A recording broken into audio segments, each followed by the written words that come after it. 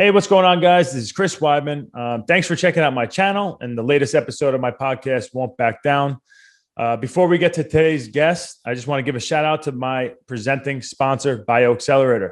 BioXcellerator is the world leader in stem cell therapy and regenerative medical research. Through the use of their powerful golden stem cells, they help patients heal from joint and orthopedic injuries, autoimmune disorders, spine and disc damage, and neurological trauma. I'm going down to Colombia the end of August to get my stem cell treatment from BioXcellerator. I'm super excited. One of my boys, Crispy Avila, just went down there, and he is just saying that he feels so much better and healing better than he's had in years. And so I'm excited to see what they could do for me, my leg, and the rest of my body. Thanks again to BioXcellerator for helping me create Won't Back Down, which you could also find wherever you get your podcasts. Let me just rewind this back a little bit so people kind of understand where I was at first, and then how we met, and just how this whole thing kind of evolved. So about 3 years ago, I remember listening to a Rogan podcast. I think it was 2018 ish, and it was Jordan Peterson was on there, and he was talking about him and his daughter. They were on this carnivore diet. Basically, I think he was eating greens and meat. That was it. And then Rogan started talking about doing the carnivore diet. But I remember as an athlete, I was training for fights, and I remember being intrigued. I'm always very open-minded. I'm like, that makes sense. But then I would speak to my nutritionist, and they were like, that's ridiculous. You need a well-balanced meal. You need your vegetables, blah, blah, blah. So I'm like, all right, I'm just going with you. And then I remember maybe around that time was when Game Changers came out, the vegan thing on Netflix, and everybody started becoming a vegan. I tried it. I did it for like 2 months maybe. And which I can't say I felt bad on it. I didn't feel amazing. I would say I felt good, but I didn't enjoy it at all. I hated it. I didn't like eating vegetables. It was like I was forcing myself to eat this way. So eventually that fell apart. And then the carnivore, and then what ended up happening, I saw George St. Pierre doing this diet recently, and it kind of brought back the memories of watching Jordan Peterson on Rogan's show. And so George St. Pierre he kept tagging you on Carnivore MD on Instagram, and then talking about this carnivore diet that he's trying for 30 days. And then at the end of it, he showed a picture of what he looked like at the end of the 30 days. I'm like, oh, GSP's been retired for a while. He's always been in, pretty good shape, but I really felt like he probably looked the best he's ever looked. And he said he felt the best he's ever looked. And I heard the podcast when you guys spoke with each other, and I was like, I'm going to give this a shot. Why not? And I'm injured. I broke my leg in half. Time to try something different. Some of and I heard you on Rogan as well. So I heard the philosophy on it and the ancestral whole thing that I'll have you go into. And it made sense. So I gave it a shot, and I honestly probably never felt better in my life for 30 days. I was never a big meat eater. It wasn't like I always loved steak. I kind of grew up, we didn't have the best steak. Would always like chew up and turn into little balls in my mouth. It was probably always overcooked. So I was never into steak. But then I did this diet, basically, make a long story short, and I felt great. It was basically ribeyes, lunch and dinner, eggs in the morning, fruit throughout the whole day. Your supplements to eat, like the organ meat, the heart and soil supplement, to get that in, because I have a hard time thinking I'm going to be eating liver and heart and everything. So I felt amazing doing it, and I plan on sticking with this diet for the rest of my life. And kind of I'm going to have cheat meals. I'm going to drink alcohol. I'm going to get back on it. I'll mess up, but I think I'm going to always kind of settle back into this carnivore diet, just because of the way I felt.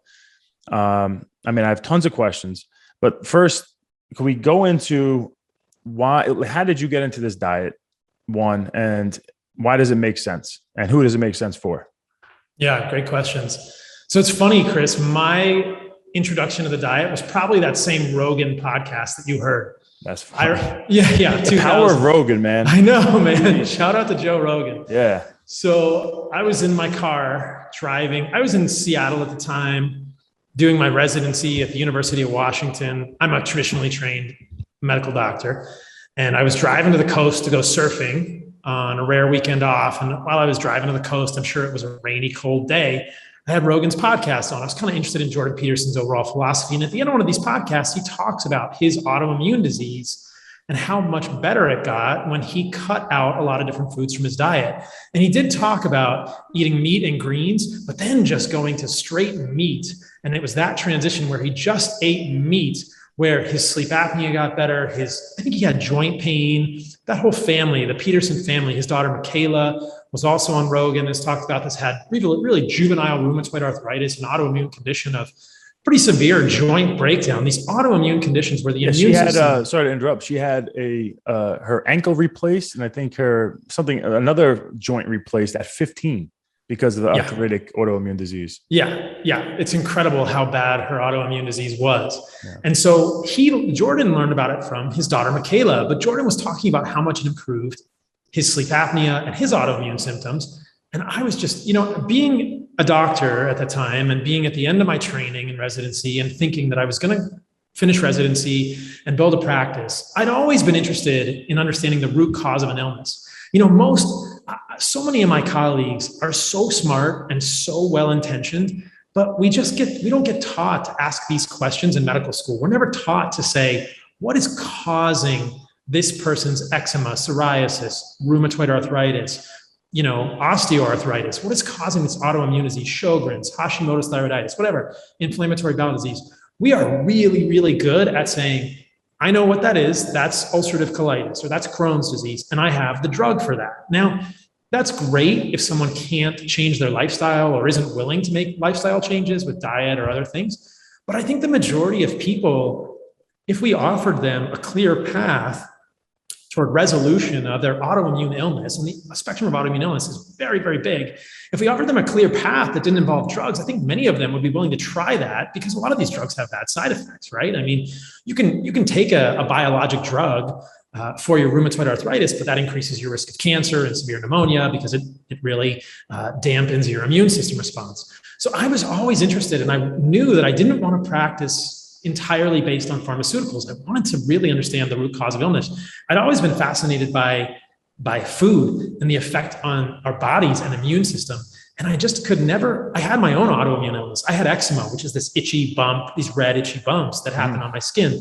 And some people might think, oh, that's not a big deal. But for me, it got pretty serious. When I was in medical school, I had multiple infections. I was learning jujitsu at the time at the University of Arizona, and I had multiple infections on my knees. You know how it is when you're on the mats with your wrestling. Like, you can't have impetigo. You can't have eczema because it's going to get infected. And so it was pretty severe. And I had eczema flares that were so severe that my whole body was covered in eczema at times. And I was thinking, man, I'm eating a good diet at this point. So I'm in the car listening to the podcast with Jordan. I'm thinking, I still have eczema. I have an autoimmune illness. I'm eating a good diet, quote unquote. I'm eating like a paleo diet, which is meat, vegetables, fruit, nuts, and seeds, and leafy greens, whatever. Yeah. But I'm still having eczema. So maybe I'll give this a try. And I love these dietary interventions. I was a raw vegan for 7 months, 14 years ago. So I've explored everything that I could think of. And I wanted to see, like you, I wanted to experiment and see, how does my body feel? I was never a professional athlete, but for my adult life, I like to be active. I was a distance runner, and then I wanted to do jujitsu and medical school and residency. And then I was mountain biking, whatever I wanted to do. So I wanted to have this vessel work. And so I started a carnivore diet. I cut out all the plants from my diet, and lo and behold, fast forward a little bit, the eczema gets better. Psychologically, I felt better. I never really thought that I had depression or anxiety, but psychologically, I just felt more emotionally stable and happier. And I was like, what is going on here? Maybe this is placebo, but there's something to it. So I got really interested in this whole idea of carnivore and animal-based diets. We can talk about the nuances between the two of those. Mm-hmm. But I got really interested in this because the mainstream media will tell us that meat is bad for us and vegetables are good for us. Mm-hmm. And here I was doing the complete opposite, like you, and feeling better than I ever had in my whole life, right? Crazy. Than I ever had. I mean, I'm 44, Chris. I went to medical school late, and here I was in my late 30s, feeling better than I ever have in my whole life, thinking I'm doing the opposite of what everybody's told. There's a study that just came out. CNN just published this paper. Maybe your audience saw it. Eating a hot dog is associated with 36 minutes off of your life. This is the type of incredibly misleading, information that we're told. And so people think they hear it over and over and over. And it's like, if the lie gets repeated over and over, maybe people will begin to believe it. And so I knew there was something wrong with this. I knew meat was good for humans. I knew Joey Chestnut's in trouble based on that. Like these guys, what's the other guy's name? Kiyoshi, the other hot dog eating champion in the world. Yeah. Those guys are screwed based on that study. I know, right? But of course, and we can get to this, but that's all epidemiology. That's observational evidence. That's not actually there's no interventional study being done there. It's observational evidence, and that's inherently flawed. It can be really misleading, and we can talk about why. So I did a carnivore diet. I cut out all the plants from my diet, all the fruit. I only ate meat and organs and fat for a year and a half, and I felt pretty good. Now, long term, with that type of a diet, I ran into some issues with long-term ketosis. And that was why I sort of modified a little bit and talked about this. I talked about this idea of an animal-based diet. And that's what George was doing. That's what we kind of designed for you. It's an animal-based diet. It's pretty darn similar to carnivore. And you could probably call it a quote unquote carnivore diet because the majority of your food is meat with some of these organs or desiccated organ supplements, like we make at Heart and Soil. But then you add to that a few carbohydrates, and that I think are the least toxic sources of carbohydrates. And all this will make more sense in a moment. Mm-hmm. And then you kind of get the best of both worlds. You get carbohydrates, so you don't really go into ketosis long-term because that has a lot of negative effects for humans. Many people learned, for you as an athlete, for George, I didn't want him to be in ketosis all the time. And I'll just mention briefly that though ketosis is beneficial for some people in the short term, and ketone bodies called acetoacetate or beta-hydroxybutyrate have been associated with beneficial effects. Long-term ketosis seems to inevitably lead to electrolyte problems for a lot of people. For me, it led to a lot of muscle cramping, heart palpitations, sleep disturbances. Not a good thing if you're an athlete, not a good thing if you're a mom or a dad or anybody who wants to perform. And I hear this all the time from people with my work. I get a lot of people who say, hey, Paul, I know you did jujitsu. Like, I'm doing a carnivore diet and my endurance seems to be down on the carnivore diet. I feel good, but my endurance is down.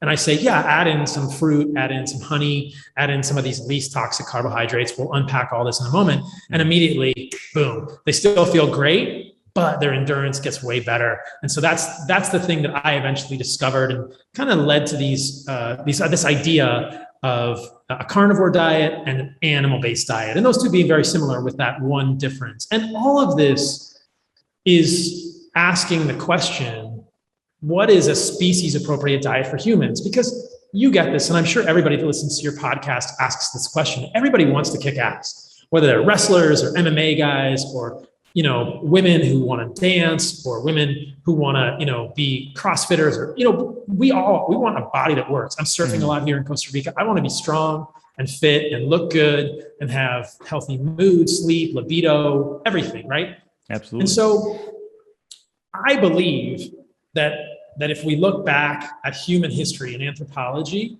we can really see why this way of eating works. Because it makes a lot of sense when we look back historically, when we're never taught paleoanthropology in medical school. But if we were, I think we would understand this concept a little bit better. But I really believe that as Homo sapiens, as humans, there is a species-appropriate diet for us. This occurs in other animals as well. We know that, like, if you have a lion in a zoo, I'm not a big fan of lions in zoos, but if you have a lion in a zoo, you know that there's a species-appropriate diet for that lion in the zoo. But It's so funny that as humans, we're like the only species on the planet that doesn't quite know what we're supposed to eat, right? And we're crazy. we don't crazy. even know. We're the smartest ones, and we don't know what we're supposed to eat. We don't know what we're supposed to eat. So for me, it was interesting. I kind of went down multiple paths, and we can talk about all of them. You can look at the medical literature, looking at interventional studies with red meat, that's showing that it's beneficial. But the path that I want to go down a little bit here, which will kind of answer your question as to why this makes sense, is the historical path, the anthropology path. And this was something that George was interested in too. And I think one of the reasons that he found me and reached out, because George had visited the Maasai in Africa. They live in Tanzania and other areas of Northern Africa. And I visited the Maasai this past year, and I also visited the Hadza. Now, the Hadza are a really interesting group of people.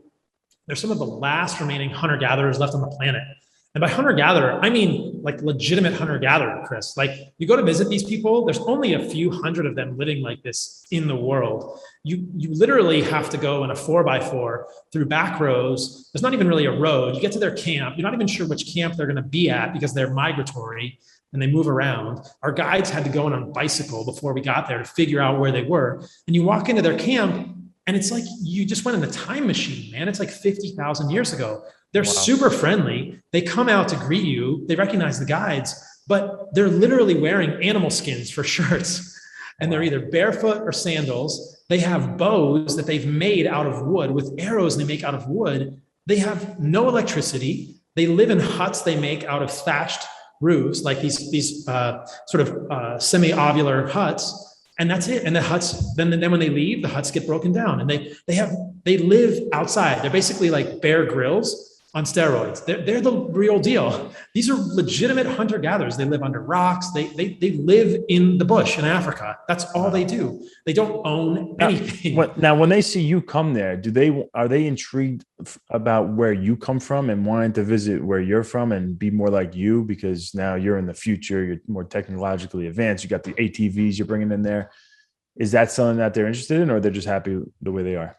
This is such a cool question. They're pretty happy the way they are, Chris, because we ask them, we ask them a lot of questions, but one of the questions we ask them is, do you want to live like these other people? Because they see the Maasai. The Maasai used to be hunter-gatherers. We all used to be hunter-gatherers. There's other people there called the Datoga and the Maasai. And the Datoga and the Maasai have now become pastoralists, which mean they live in the African bush, but they have these like mud huts that they build and they keep cattle and goats and they grow corn, right? So they're growing crops. They're not hunter-gatherers anymore. They're actually pastoralists and they're in the middle. And they say, no, we don't want to live like them because we like hunting. We like meat. We want to eat meat every day. And we want to be able to go out and hunt. They love their life. They have this like adventurous life and they love this life. And, we had cell phones. Like they would look at our cell phones. We were showing them pictures of animals on cell phones.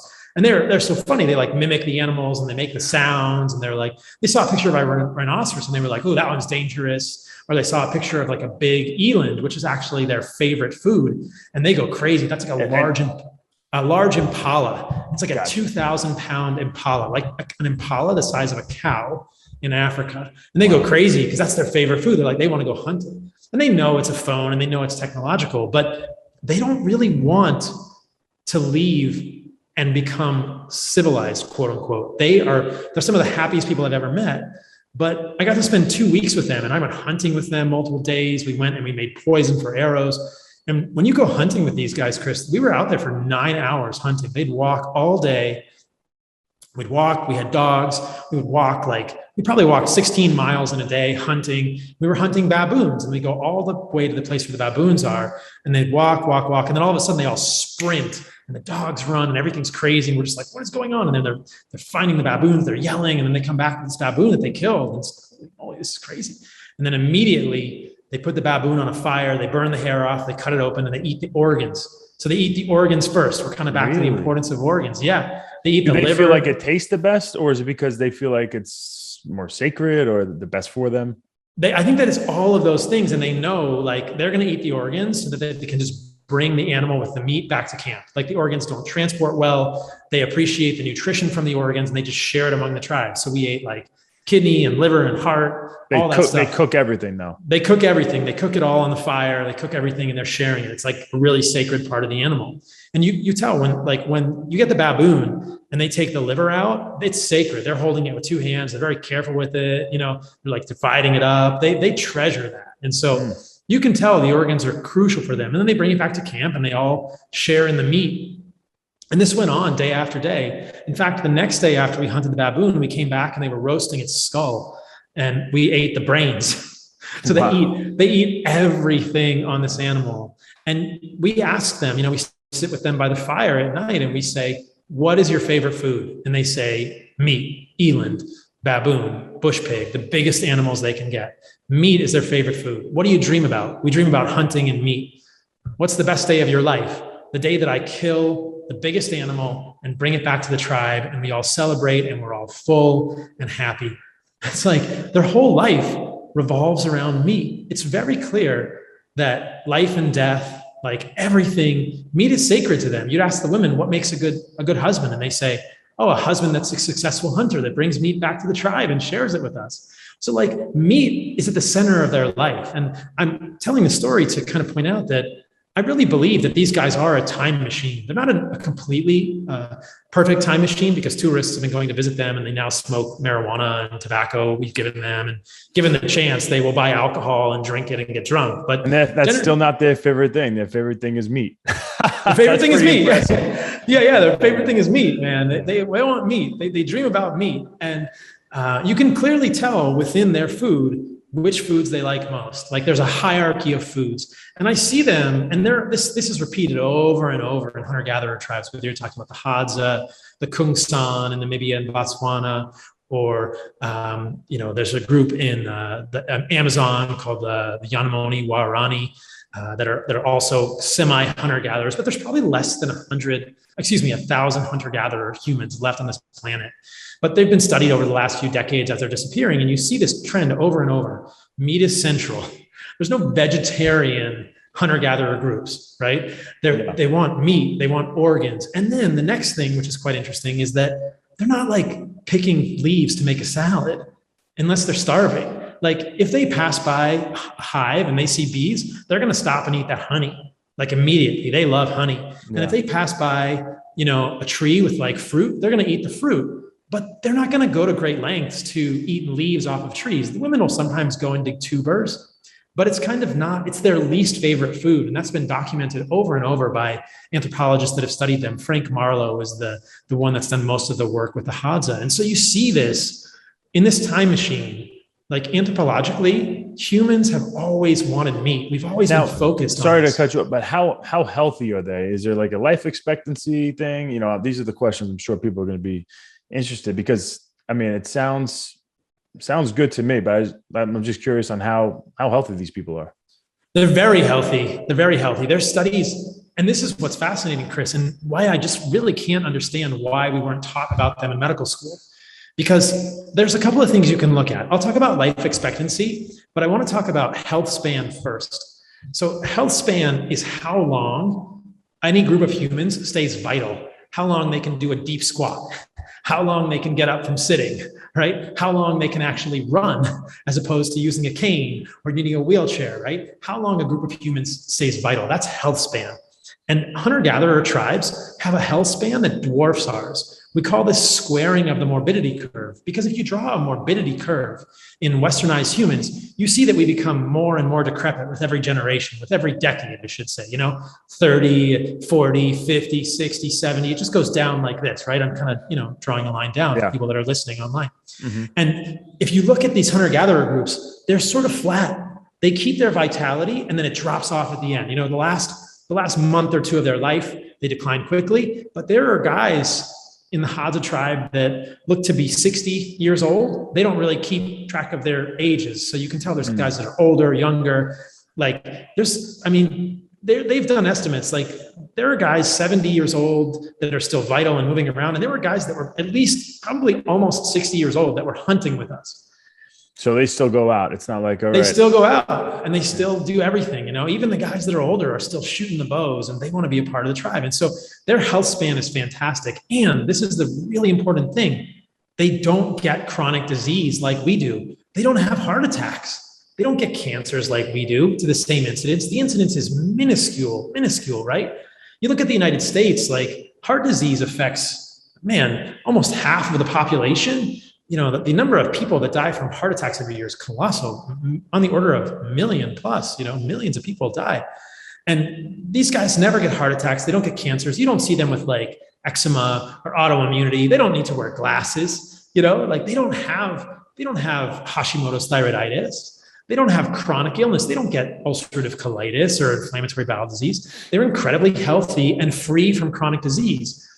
You would think that in medical school, they would say, oh, let's contrast this for you guys. I want to teach this class in a medical school at some point in the future. It's a goal of mine. So the anthropology of medicine, and just say, look at westernized populations. Look at this cohort, whether it's from the United States or Canada or Central America, any westernized population, even Asian countries are becoming, quote, westernized. They have increasing rates of diabetes and obesity. You look at the United States, for instance, Our rates of overweight and obesity are around 70% if you combine those two things, right? Mm-hmm. Obesity and overweight are different levels of BMI, but if you combine overweight and obese, we're at 70%, Chris. There was one woman in the whole tribe who was obese, and I'll tell you her story. But otherwise, there were 0 obese people in this group, 0 overweight, 0.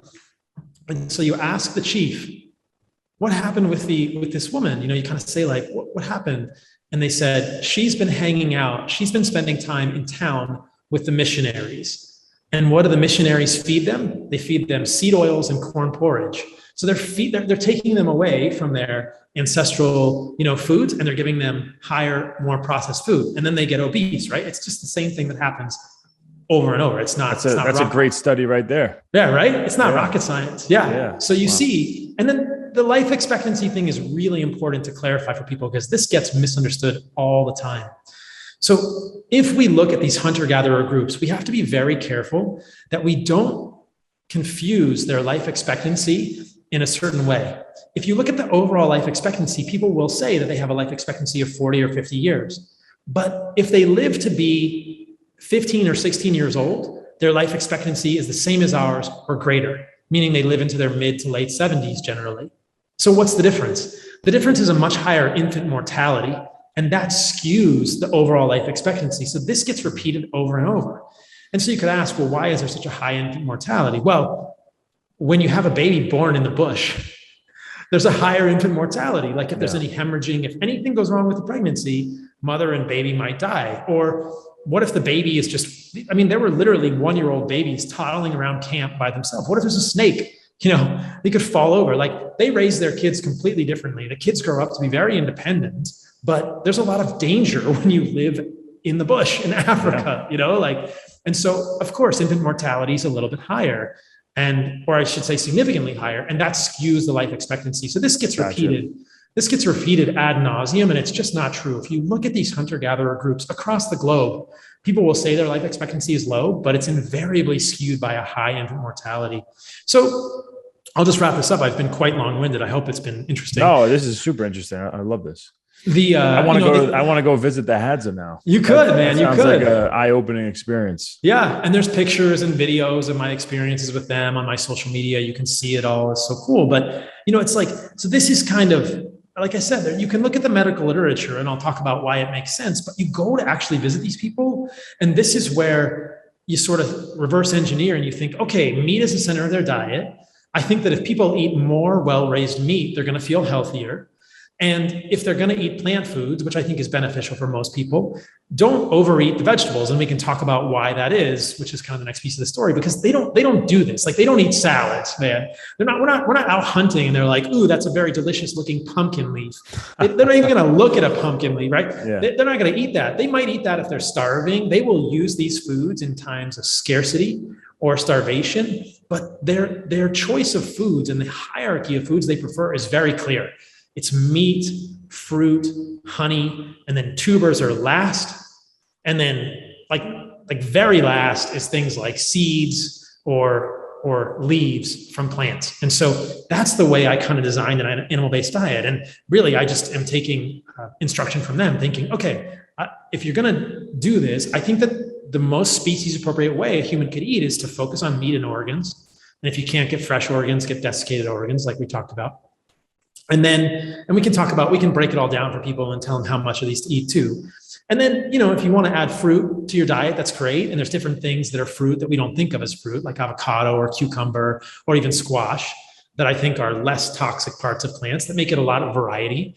But don't make that the majority of your diet. And then you can have some honey. And then, if you want to eat the vegetables and stuff, do it really sparingly or not at all. And I don't think you'll be missing anything. So I'll pause there and see if you have any questions, and then we can maybe dig into why I'm not a fan of the vegetables, because that is what blows people's minds. That's actually what I wanted you to get into. I want to get into the toxicity of the vegetables and kind of like the beginning times and why it became toxic and that whole thing that you have explained to me. Yeah. So, I was listening to Joe's podcast the other day. I think it was on Rogan that I heard this. Plants are smart. Plants are really, really smart. And we have to expand this, like the timeline. and realized that plants have been co-evolving with animals for millions and millions of years, a long time. And plants are rooted in the ground, so they can't run away. They don't have any defense mechanisms. And there's a lot of animals that want to eat plants. They're herbivorous animals. And so plants have, out of necessity, evolved defense mechanisms, chemicals in different parts that say to the animals, like, hey, don't eat me or don't overeat me. And this is, I think, what we've forgotten. It's not really conjecture or opinion, it's botanical science. But just to give an illustration of how smart plants are, I heard this, that there are flowers that can hear the frequency of a bee's wings. And when they hear that, they increase the amount of nectar in the flower so that the bee comes in and has more to get the nectar, so the bees will move the pollen. Isn't that incredible? That's insane. There's another type of plant that if it hears or senses the vibration, the sound of a caterpillar eating its leaves, it will put more toxins in the leaves to dissuade the caterpillar from eating it. So this is we often, I think, see houseplants and we think they're beautiful, but they're dumb, right? You can just walk over, your 2-year-old can walk over and just step on a plant and kill it. But they're pretty smart, they're pretty smart. And in the leaves and the stems and the seeds, which are sort of the reproductive parts of plants, the plant babies, they've put a lot of chemicals that dissuade us from eating them. And hunter-gatherer tribes understand this. And this isn't really, like I said, conjecture or opinion. This is fact. So if you just walk out of your house in South Carolina, or I walk out of my house in Costa Rica, and I just start eating green things, I'm going to get sick. I might even die. It's not going to be long before I have a stomach ache, I have diarrhea, I puke. Mostly nothing around me here is edible. I'm in Costa Rica, so this is actually probably the most edible place I've ever been. There's actually a banana tree right there with fruit, which is a different story that I'll talk about. And there's a papaya tree over there with fruit, and there's a coconut tree over there with coconuts that I could drink. But that's it. I can't go eating a coconut palm or a banana tree or anything. These plants don't want to get eaten, and some of them even have spikes. But they've all put defense chemicals in them to prevent animals from just eating them like crazy. And we've forgotten this. Wait, just curious, when you're going through medical school and you're becoming a nutritionist, are people taught that vegetables have toxins in them and that eating too much of it could possibly be a bad thing? Will they admit that at least? Is there any? No. The only one that you hear about canonically is gluten. And gluten is a lectin, and lectins are carbohydrate binding proteins. So some of your audience might have heard of lectins. These occur in the seeds of plants primarily. And again, they're proteins that bind to carbohydrates in the gut. And they seem to be very disruptive to our gut lining. So things like beans and seeds and grains and nuts all have lectins. Now, lectins are found in other foods as well, but the ones in these seeds, these are all seeds, these are all plant pieces that if you plant them in the ground, they'll grow a plant. Like an almond is a seed, even though we call it a nut.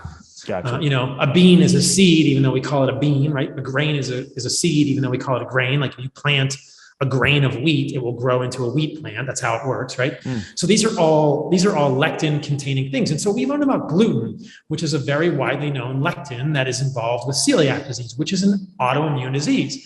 And the thing is that the gluten fragment looks like a bacteria. So in a lot of people, in some people, I should say, they will develop a frank autoimmune illness called celiac disease, where these villi in the small intestine regress and the small intestine gets smooth. And that's a bad thing because the finger-like projections in the small intestine increase the surface area for absorption of nutrients. So if your small intestine turns into a smooth tube as opposed to a finger projection tube, you lose all the surface area and these people get massively malnourished.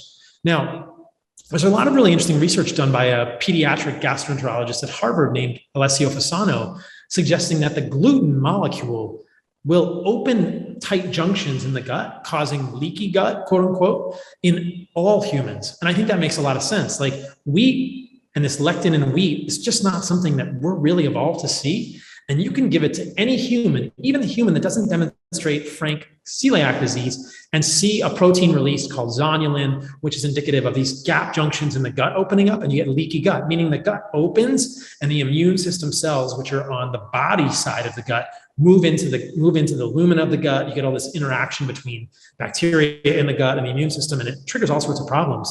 There's a lot of people who have non-celiac gluten sensitivity, and I would argue that Humans are just not well adapted to eat gluten at all. So that's one that you might learn about. And so inflammation markers and things to that degree are going to go up usually. Yes.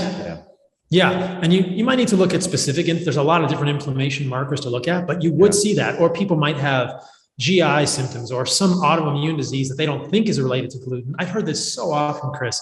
People have like sleep disturbance and they stop gluten and the sleep disturbance gets better. But you're not taught in medical school, like, oh, this guy's insomnia could be a gluten intolerance. No, definitely not. You never taught that. And we're never taught about the potential toxins in plants, but they're out there. I mean, it's no question.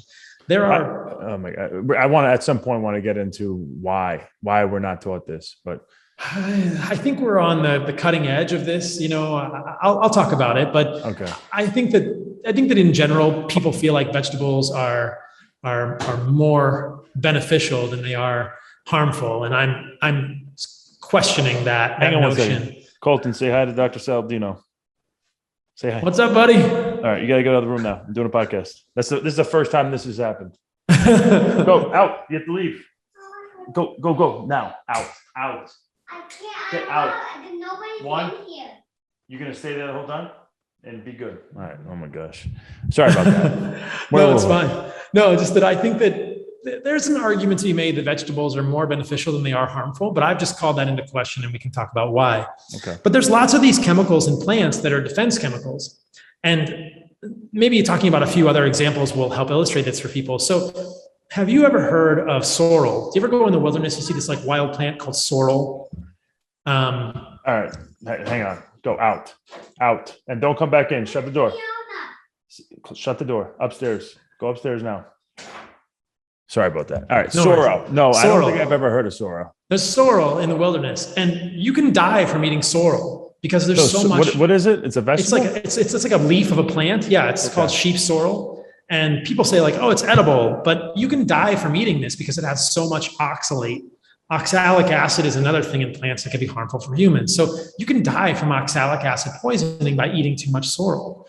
Well, rhubarb leaves also have a lot of oxalic acid. There are documented cases of poisoning from rhubarb leaves. When you go to the store, they'll only give you the rhubarb stem. They won't give you the rhubarb leaf, or you're not supposed to eat the leaf. It has way too much oxalic acid. Well, guess what else also has a lot of oxalic acid? Kale. Spinach, sure. Kale has a lot of something else, but spinach has a lot of oxalic acid. You could create a lot of problems from yourself eating a lot of spinach. Now, you'd probably get really nauseous and just get really sick of eating the spinach first, but you could actually give yourself a pretty darn close to toxic dose of spinach just by eating spinach that you would find in the grocery store, going to the Whole Foods, salad aisle and making a massive salad. Like it'd have to be a huge salad, but you could do it. So there are toxins in these foods. That's just one. And then there's other toxins. I'm sorry to interrupt. This is all it's so crazy for anybody to hear because it goes against all conventional knowledge they've ever learned, and is there places that they could go to see this somewhere else where they're like, oh, wow, there's actually studies and this is no joke. Like I could actually die from eating too much spinach and it's not healthy for me to be eating all this spinach. Yeah, so there are places. So I wrote a book. It's called The Carnivore Code. It's a little bit heavy, but it's technical. If you have audience members, if people are listening to this and they really want to see the studies, it's all in the book. The book has over 600 references. It's all there. But if you know anyone, do you know anyone who's had a kidney stone? Most kidney stones are calcium oxalate. They will tell you don't eat spinach because it's going to contribute to calcium oxalate kidney stones. But what about all the people who don't get kidney stones who are still accumulating all this oxalic acid in their body? Maybe it's benign, but I think for a lot of us, it could potentially be causing issues. We know that oxalic acid accumulates in the thyroid and can accumulate in joints. But oxalic acid is just one of these plant defense chemicals. There's other ones that are much more overt. And this one will be really interesting for people because they've always heard this example. So let's talk about sulforaphane. Have you heard of sulforaphane? Yeah, I've heard of it. Yeah. Don't ask me any questions about it though. I know, but you've at least heard of it, right? Like most people have heard of sulforaphane. So sulforaphane, I ask people this question because it helps as a lead-in. Like sulforaphane is talked about in like broccoli sprouts or broccoli powder or kale. People are like, oh, sulforaphane's in there. It's good for you. So I'll ask people, I don't know if I asked Joe this when I was on the podcast with him, but I'll do it the next time and say, how much sulforaphane is in broccoli? And the answer is 0 until you chew it. So you see this pattern in plants a lot where there's a pre-chemical that's inert, and then an enzyme that converts that pre-chemical into a more toxic version of the chemical. It's like a booby trap, right? It's like you step in a bear trap, boom, it slams shut and gets you, right? So this is what's fascinating. The intention of plants is very clear here.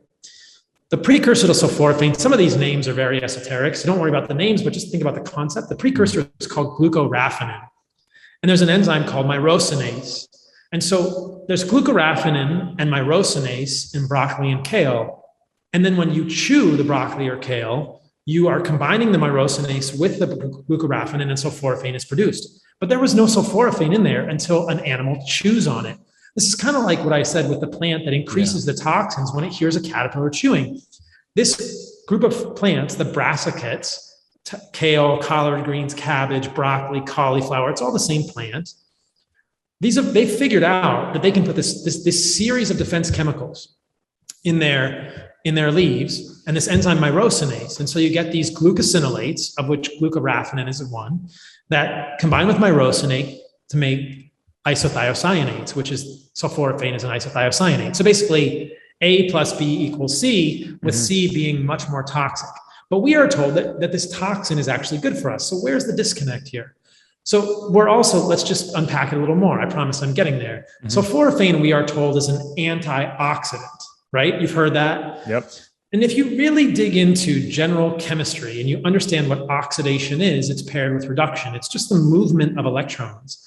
So oxidation is loss of electrons and gain of electrons is reduction.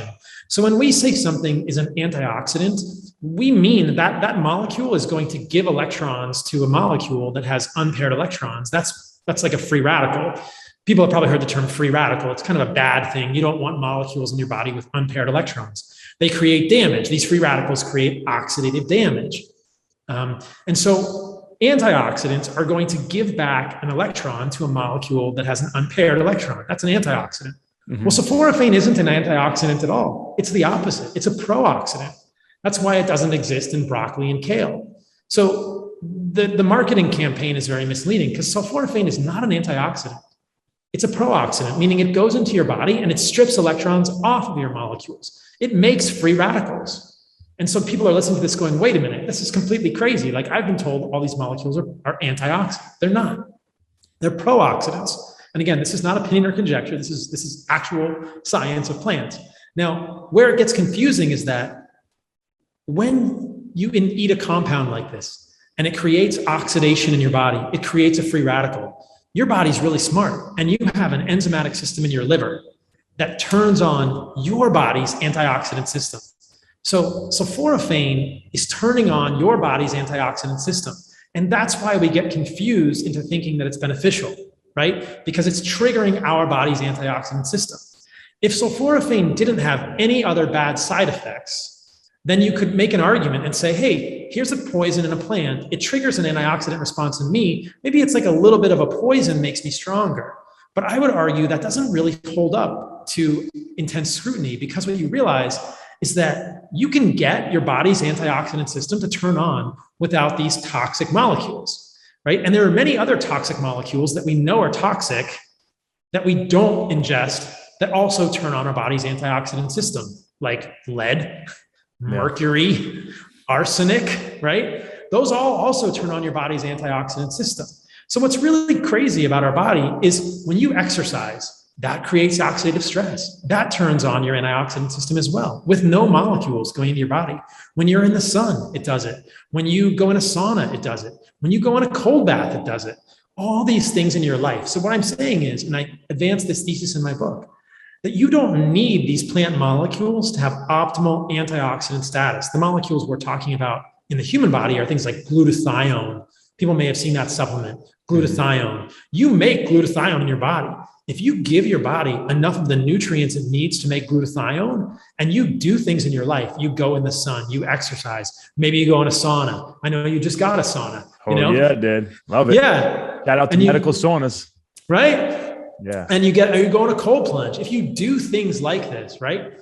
If you exercise, you're going to turn on your glutathione, given you have the nutrients to make that. Where do you get the nutrients to make glutathione? things like meat. Glutathione is a 3 amino acid molecule. You need those amino acids, which are predominantly found in meat. You need B6. Best source of B6 is definitely meat, right? You can turn on your antioxidant response without these plant molecules at all. And the last piece of the equation was sulforaphane. How we really determine if it has any net benefit, right? Because there's risks and benefits to every medication. Every molecule we use in medicine has risks and benefits. So we're only told about the benefits. We're never told about the side effects of these molecules.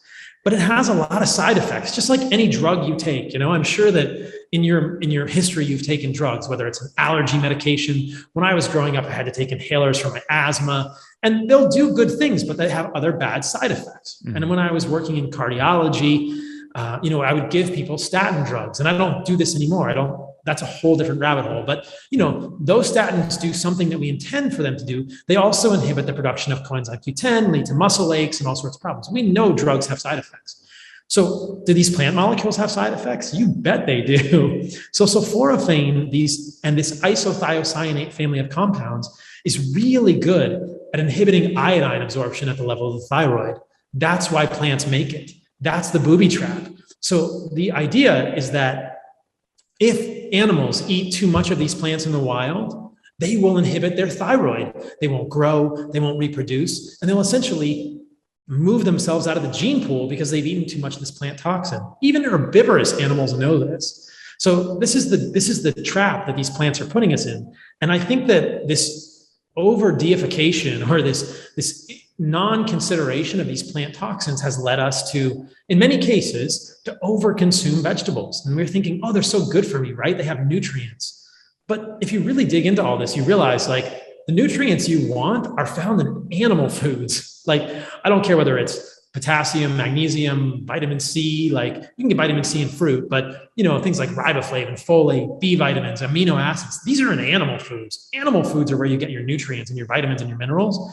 You can get them in plants, but they're actually not as bioavailable as they are in animal foods. And they come with this burden of these plant toxins, these defense chemicals. So obviously this is a whole huge amount to unpack. We scratch the surface. I'll let you ask any questions. And if people have more questions, you can always go to my book. There's tons more there, but this is the idea that, hey, look, why are we eating vegetables in the first place? We've been told they're, quote, good for us. I don't agree with that. I think we need to assume the opposite. They're trying to kill us. That's clear. All of the vitamins and minerals you find in plants are present in animal foods, plus more. And many of these molecules we're told are so good for us in plants are not actually net beneficial. They have bad side effects that are ignored.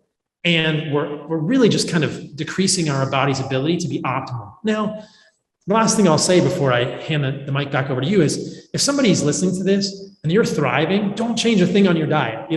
I'm not here to tell anyone how to eat, but I really feel like it's valuable to offer this message to people who are not thriving, who are not optimal, or who want to optimize, or to want to see like, hey, could this eczema that I've had for 20 years be related to a mushroom that I'm eating, or this kale, or maybe I'd feel better without some vegetables, or maybe my GI problems, like maybe I would have more regular bowel movements or less gas, if I cut out some of these vegetables in my diet, or maybe this other thing would get better. So that's what I offer, because I see this over and over, Chris. Like, I can't even tell you how many people with autoimmune diseases that they've been told for their whole life would never get better when they do this, everything under the sun. It's crazy. Just two questions I know people will have, because people have asked me this question when I was on the carnivore diet, is one, what's the difference between, if vegetables created these defense mechanisms, what's the difference between vegetables and fruit? Did the fruit create these defense mechanisms because they can't move as well? And also, like cows and, most of the stuff where, you want us to eat is grass-fed type stuff. Now, does grass have toxins, and does that affect the meat and what we're eating? Oh yeah, great questions. So if this is, the fruit is really the last part of the plant story. So you can imagine, if you think like a plant, you don't want an animal to eat your leaves or your stems or your roots, but you actually want the animal to eat the fruit. That's why you make it. And that's why you make it bright and sweet. So plants want animals to eat their fruit. And often they'll put the seed in like a hard shell. Not always. Sometimes they'll make a lot of seeds, but you don't want animals to eat your seeds, or you at least want some of those seeds to survive in their poop to fertilize and go somewhere else and grow a new plant. or you'll make like a seed and it's a hard shell, like an almond. If people have seen that in an almond fruit, or like a peach or a cherry or something, a stone fruit. Yep. So, but plants want their fruit to get eaten, not 100% of the time, but the majority of the time, those fruits are not toxic for animals. They're trying to get these things to be eaten, whether it's berries or stone fruits or, bananas, evolutionarily, they look different today than they were, but, they're trying to get these things to be eaten, and they want animals to eat the fruit and then eat a few seeds and then fly somewhere else and then poop the seeds out and move them around. So fruit doesn't really seem to have all these same defense chemicals. And then people ask the same question for me. They say, well, if plants have these defense chemicals, how do cows and other animals eat them? And so there's no question that these plants have chemicals. And if you look at people who study animal behavior and zoology and the way that herbivorous animals eat, they'll tell you. There's a guy who's done great research on this called Fred Provenza, and he's published multiple papers in a book, I believe, as well. And you can see that animals will not just eat one plant until it's all gone. They'll eat a little bit of one, a little bit of another, a little bit of another, because they realize there are different alkaloids, another type of plant defense molecule in these plants that the animals, even the herbivorous animals, are trying to avoid getting too much of. So they're eating little bits of these plants. And if you give these animals a medication that prevents nausea, they will overeat these plants. They will change the amount of plants. So there is clearly a nausea response in these animals. But here's the thing. These animals are herbivorous. They have millions of years of evolution to eating just the plant. So they're about as good as you're going to get at detoxifying these plant molecules. And it's not that humans can't detoxify these plant molecules. It's that why should we if more high quality food is available? And people might not all be have the same ability to detoxify these molecules. In the liver, there are two enzymatic systems. Well, there's multiple enzymatic systems, but there's phase 1 and phase 2 detoxification that probably evolved in our ancestors as a response to these plant chemicals. The whole reason we have detoxification enzymes in our liver is because of these plant molecules, right? This is why these are around. Yeah. And so animals that are exclusively herbivorous, this is what they're doing. They eat these plants all the time. They're smart about which ones they eat. They don't overeat unless they're forced to. And when they are forced to, there's evidence of mass die-offs. There's evidence of animals being corralled in small spaces, and they all die because they overate a certain plant. This has happened multiple times, unless they're allowed to move freely like they would in the wild. And so animals know it, but they just have a better ability to detoxify these things in their body. And so we're kind of letting the animals do the work for us. And this brings up one more point that I'll just piggyback here. People hear this, and the word carnivore gets bandied around a lot. I think people understand the word and they think, oh, okay, a meat diet or a mostly meat diet, like we talked about. I like the word animal-based, kind of in contradistinction to plant-based. Plant-based being mostly plants, animal-based being mostly animals. I know who I'd pick in a fight, right? Yeah, for sure. I don't know. Those plant toxins are pretty strong. I know, right? Yeah. That's true. But if you had, I've often thought it would be funny to have like a cage match, like all the vegans versus all the carnivores. Like, I think you can tell who's going to be stronger. If you look at the general population, people might say, oh, there's these vegan bodybuilders. Well, yeah, they're probably taking, performance enhancing drugs, and they're eating a whole bunch of synthetic, chemical, synthetic protein. The ground rules are that you can't eat anything processed. So like, show me all the vegans who can only eat non-processed plant foods. They can't eat any protein powders, any of the stuff that wouldn't have been around. And then I'll take all the carnivores or people who are eating meat, right, with a little bit of fruit, and they can eat as much meat as they want because that's just an animal and you kill it, right? And then we'll have them wrestle and we'll see who wins. And I think there's no question. I know which side I want to be on. I know, right? Yeah, but people always respond and they say, well, we know that humans are omnivores. Why are we talking about carnivores? Humans aren't carnivores. And they're absolutely right. Like, cats are carnivores. Humans are like dogs. We're omnivores. And you can see all this. We didn't really talk about changes in the gut and all that stuff, but we can clearly see we're omnivores. But when you really dig into that point, it's quite fascinating. When you look at omnivores in zoology, the majority of omnivores, more than 75% of omnivores, either lean toward plants or they lean toward animals. And I think that based on what we know about the Hadza and anthropology, and even a bunch of studies that I didn't go into, looking at the growth of the human brain. Yeah, I want to go into that at some point, but next. We'll go into that next. Back into that after. We'll piggyback into that. It's pretty clear that humans are animal-based omnivores. And that's what we see with the Hadza, right? We're omnivores. If you get in a pinch evolutionarily and you run out of food, like, and you run out of animals, you could go over there and eat some plant leaves and it might sustain you for a day until you can go do something like hunt. But that's not your preferred food. We're animal-based omnivores. And that's what I'm trying to communicate to people here. So yeah, so we talked about the Hadza, but if you go back further, if you go back 2 million years, 4 million years, there's a couple of really fascinating stories to be told there as well. So, there's this history of humans having evolved from chimpanzees and bonobos, these chimp and bonobo ancestors. And there's an intermediate species called Australopithecus. That's a Lucy. People may have heard of these Lucy fossils that are 3.7 million years old. And then Australopithecus evolves into Homo habilis and Homo erectus. So that's the first of the hominids, the Homo. And if you saw Homo habilis or Homo erectus on the street, you'd probably look twice and think they might look a little different, but they might be able to pass for a human. They might look a little rough or like a big jaw or like a huge head or something, who knows? But they look mostly human. Australopithecus didn't look superhuman. And then Homo habilis and Homo erectus evolved into Homo sapiens. But that transition between Australopithecus and Homo erectus, Homo habilis happened about 2 million years ago. And two things are interesting to note about that time. The first thing is that there's another species that we never hear about called Paranthropus robustus or Paranthropus bosei.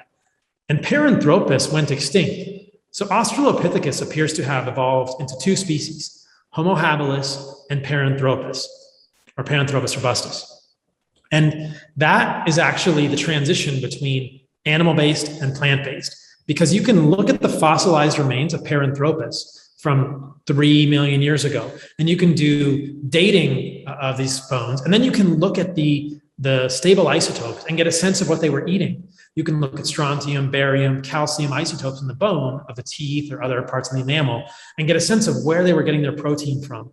And you can see that Paranthropus was more of a plant eater. So we had a split in our history where we were sort of this generalist, Australopithecus eating some plants, some animals, and Homo habilis goes and eats more animals. Paranthropus goes and eats more plants. Paranthropus went extinct. Homo habilis, the brain of Homo habilis got bigger and bigger and bigger and went from maybe 600 cc to 1500 cc over the next 2 million years as Homo habilis went from Homo habilis, Homo erectus, and Homo sapiens. So we can go back and look at our brain size and think, okay, we have a brain of around 1500 cc, maybe a little bit smaller, looking at the cranial vault in a human. And the bigger the brain allows for more neocortex and processing, and we can do more with our brains. But, 1 million years ago, our brains were smaller. And 1 million years before that, our brains were a lot smaller. So what happened 2 million years ago? Well, if you look at the fossil record, that's where you start to see bifacial tools. They're called Acheulean tools. And these tools are used for hunting. That's when we start to see like arrowheads and spear tips. And we start to see cut marks on bones and injury marks on bones from where they would throw a spear and it hits the bone of an animal. And then you start to see mass animal graves where our ancestors appear to have become smart enough to herd animals off a cliff and then they all died, or they herd them into a blind canyon that has no escape, and then they just mass slaughter them. And a lot of them go to waste, but they eat as many as they can.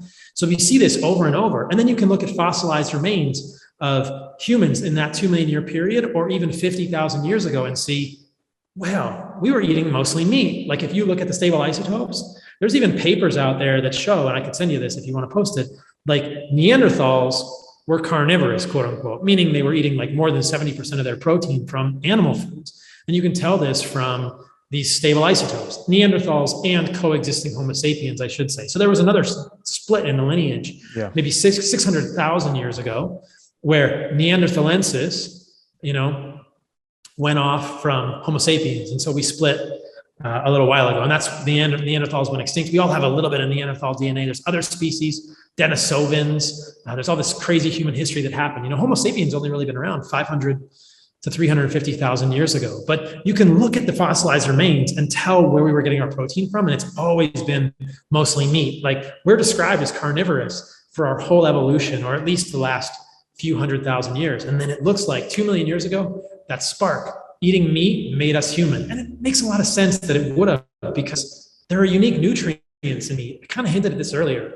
Plant foods are okay in a pinch, but I feel like they're survival foods, and they've always been used as survival foods for us as humans. But animal foods have so many unique nutrients that are not found in plant foods. And this is never talked about in medical school, right?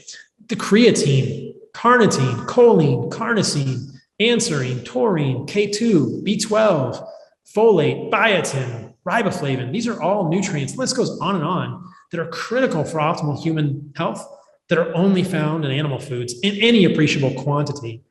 The first one I mentioned, creatine, a lot of wrestlers or, I use creatine. Yeah. Do you think it's bad? I think it's amazing. Okay. Creatine is amazing. Yeah. The I know there's a lot of studies on, like, it's been studied a long time in comparison to a lot of other supplements. I know that. It's incredibly beneficial, but it's found in meat. So every pound of meat has a gram or two of creatine. And so what we know is that the more creatine you get, the smarter you are. And I'll clarify that statement. They've done studies with vegans and vegetarians who obviously don't have any creatine in their diet, and they give them 5 grams of a creatine supplement per day, or 20 grams as a loading dose. And they automatically get better with memory tasks, verbal tasks, card sorting tasks. So like, you can basically, if you're creatine deficient, your brain is not working as well as it could, and your muscles are not working as well as they could. Most of us who eat an animal-based diet are getting enough creatine. The downside of creatine, I'm sure you know this as a wrestler, is that you can eat too much and you can cause some dehydration issues, or it kind of holds on to water, So I think sometimes people, if not you much eat, though at all. I will say, like, I used it for training camps, and as I got closer to the fight, I stayed on it. And there was one time where I came off early because I was worried about holding on to water. And then the next time I didn't, I stayed on it. And really there was no difference, maybe a pound, if anything. Perfect. Yeah. There's not a lot of downsides to creatine. The only thing I would say is you can get it from meat, but I think it's a good thing for people to supplement if they're not eating a ton of meat. And we can talk about how much meat people could eat. But what we know about creatine is if you're getting 5 grams a day, which is a lot of meat, that would be 2.5 pounds of meat per day, or 3 pounds, which some of us eat. I definitely will eat 3 pounds of meat in some days. If you're getting 5 grams of creatine per day, then you're maxing out your creatine. Consistent 5 grams a day, you'll fill your muscle stores with creatine. So that's an interesting, actually, physiologic marker that might suggest, like, oh, maybe we should be eating that much meat. And in the Hadza and the Ikun, when they have a kill and they have enough for the whole tribe, they'll eat as much as 4.5 pounds of meat per day, when they have it. So going back to the evolution aspect, when did human beings start, like, growing their own plants and food and, crops and farming and that? When did that start happening? And then what shift is there any shift that was seen with that? Oh yeah, there's definitely a shift with that. That's really, really recent. So we talked about 4 million years ago, Australopithecus, Paranthropus, Homo habilis, Homo erectus, 2 million years ago, Homo sapiens, 350,000 years ago. The Neolithic revolution with agriculture is 10 to 15,000 years ago. So it's very, very recent. And nobody knows why we started doing that. Some people say it was a meteor that may have hit the earth and wiped out a lot of species. There's evidence for mass extinctions. Maybe we out-hunted all the big game, but we turned to growing crops. And there's really good evidence, looking at the fossil record, that when we started growing crops, our health got much worse. People got shorter. There were more bone lesions connected with infections. There was more bone, what's called parodic hyperostosis, which is a spongiform change of the skull and other trabecular bone. That is related to nutrient deficiencies, iron, and other minerals. And you see much more of that when we became agrarian. And so this is, there's an author named Jared Diamond who's written Collapse, Guns, Germs, and Steel, and a few other books. And he's called this the worst mistake in human history. And he called it the cult of the seed. And I think it's kind of true in some ways. I think that Yuval Noah Harari talked about this in Sapiens as well. But this transition to agriculture was pretty catastrophic for humans. You can imagine that we were growing things like wheat or corn, which are not complete human foods. And you kind of end up with malnourished humans that live long enough to reproduce, but then aren't very vital and have a lot of sort of chronic illness, nutrient deficiencies, and weakness in their bony structure and other things moving forward, evident from the fossil record. So that's very clear that that's happened, and it's quite indicative. Gotcha. Is there any autoimmune diseases that flourish with the meat diet? Is that something that you've seen? People, like, you wouldn't suggest them coming and doing a carnivore or animal-based diet because of their autoimmune disease? This is a good question to address. I can tell you that the majority of people I work with see improvement in their autoimmunity with this sort of change. Not everybody, I don't think anything works for everyone, but this is pretty darn powerful. And I think it's pretty darn safe. There were a few people that I worked with who had something else going on, whether it was mold toxicity or heavy metals or something. And sometimes changing the diet is not enough. The only group of people that I can think of where eating this way might be harmful would be people with pre-existing chronic kidney disease. So if people have damaged their kidneys and they have what's called an elevated creatinine or poor kidney function, you want to be careful about how much protein you eat. So if someone's on dialysis, for instance, because of hypertension or diabetes, it's kind of an end stage process, and your kidneys are not going to be able to process all the protein. You just won't. So in that case, chronic kidney disease, you just would want to check with your doctor before you increase your protein this much. I worked with a woman who also had only one kidney. So if you have one kidney, you may not be able to eat quite as much protein. You'd want to eat as much protein as you could, and then you could fill in with more carbohydrates. But protein is generally well tolerated by humans. People always ask, isn't too much protein going to hurt my kidneys? No, if your kidneys are healthy, you can eat a heck of a lot of protein every day with no problem. And a lot of protein isn't going to hurt your liver. But if you have injured kidneys from, like I said, hypertension, diabetes, trauma, cancer, and a removal, a nephrectomy, something like that, you may not be able to eat this much protein on your diet, and that could be a problem. Gotcha. The other group of people, and they'll know this, is people with phenylketonuria, PKU. It's a disease. It's a genetic disease where you don't really break down phenylalanine very well. And people who have PKU know that they can't eat meat. They can't eat protein. So that's going to be a bad thing for them too. It's kind of a genetic inborn error of metabolism.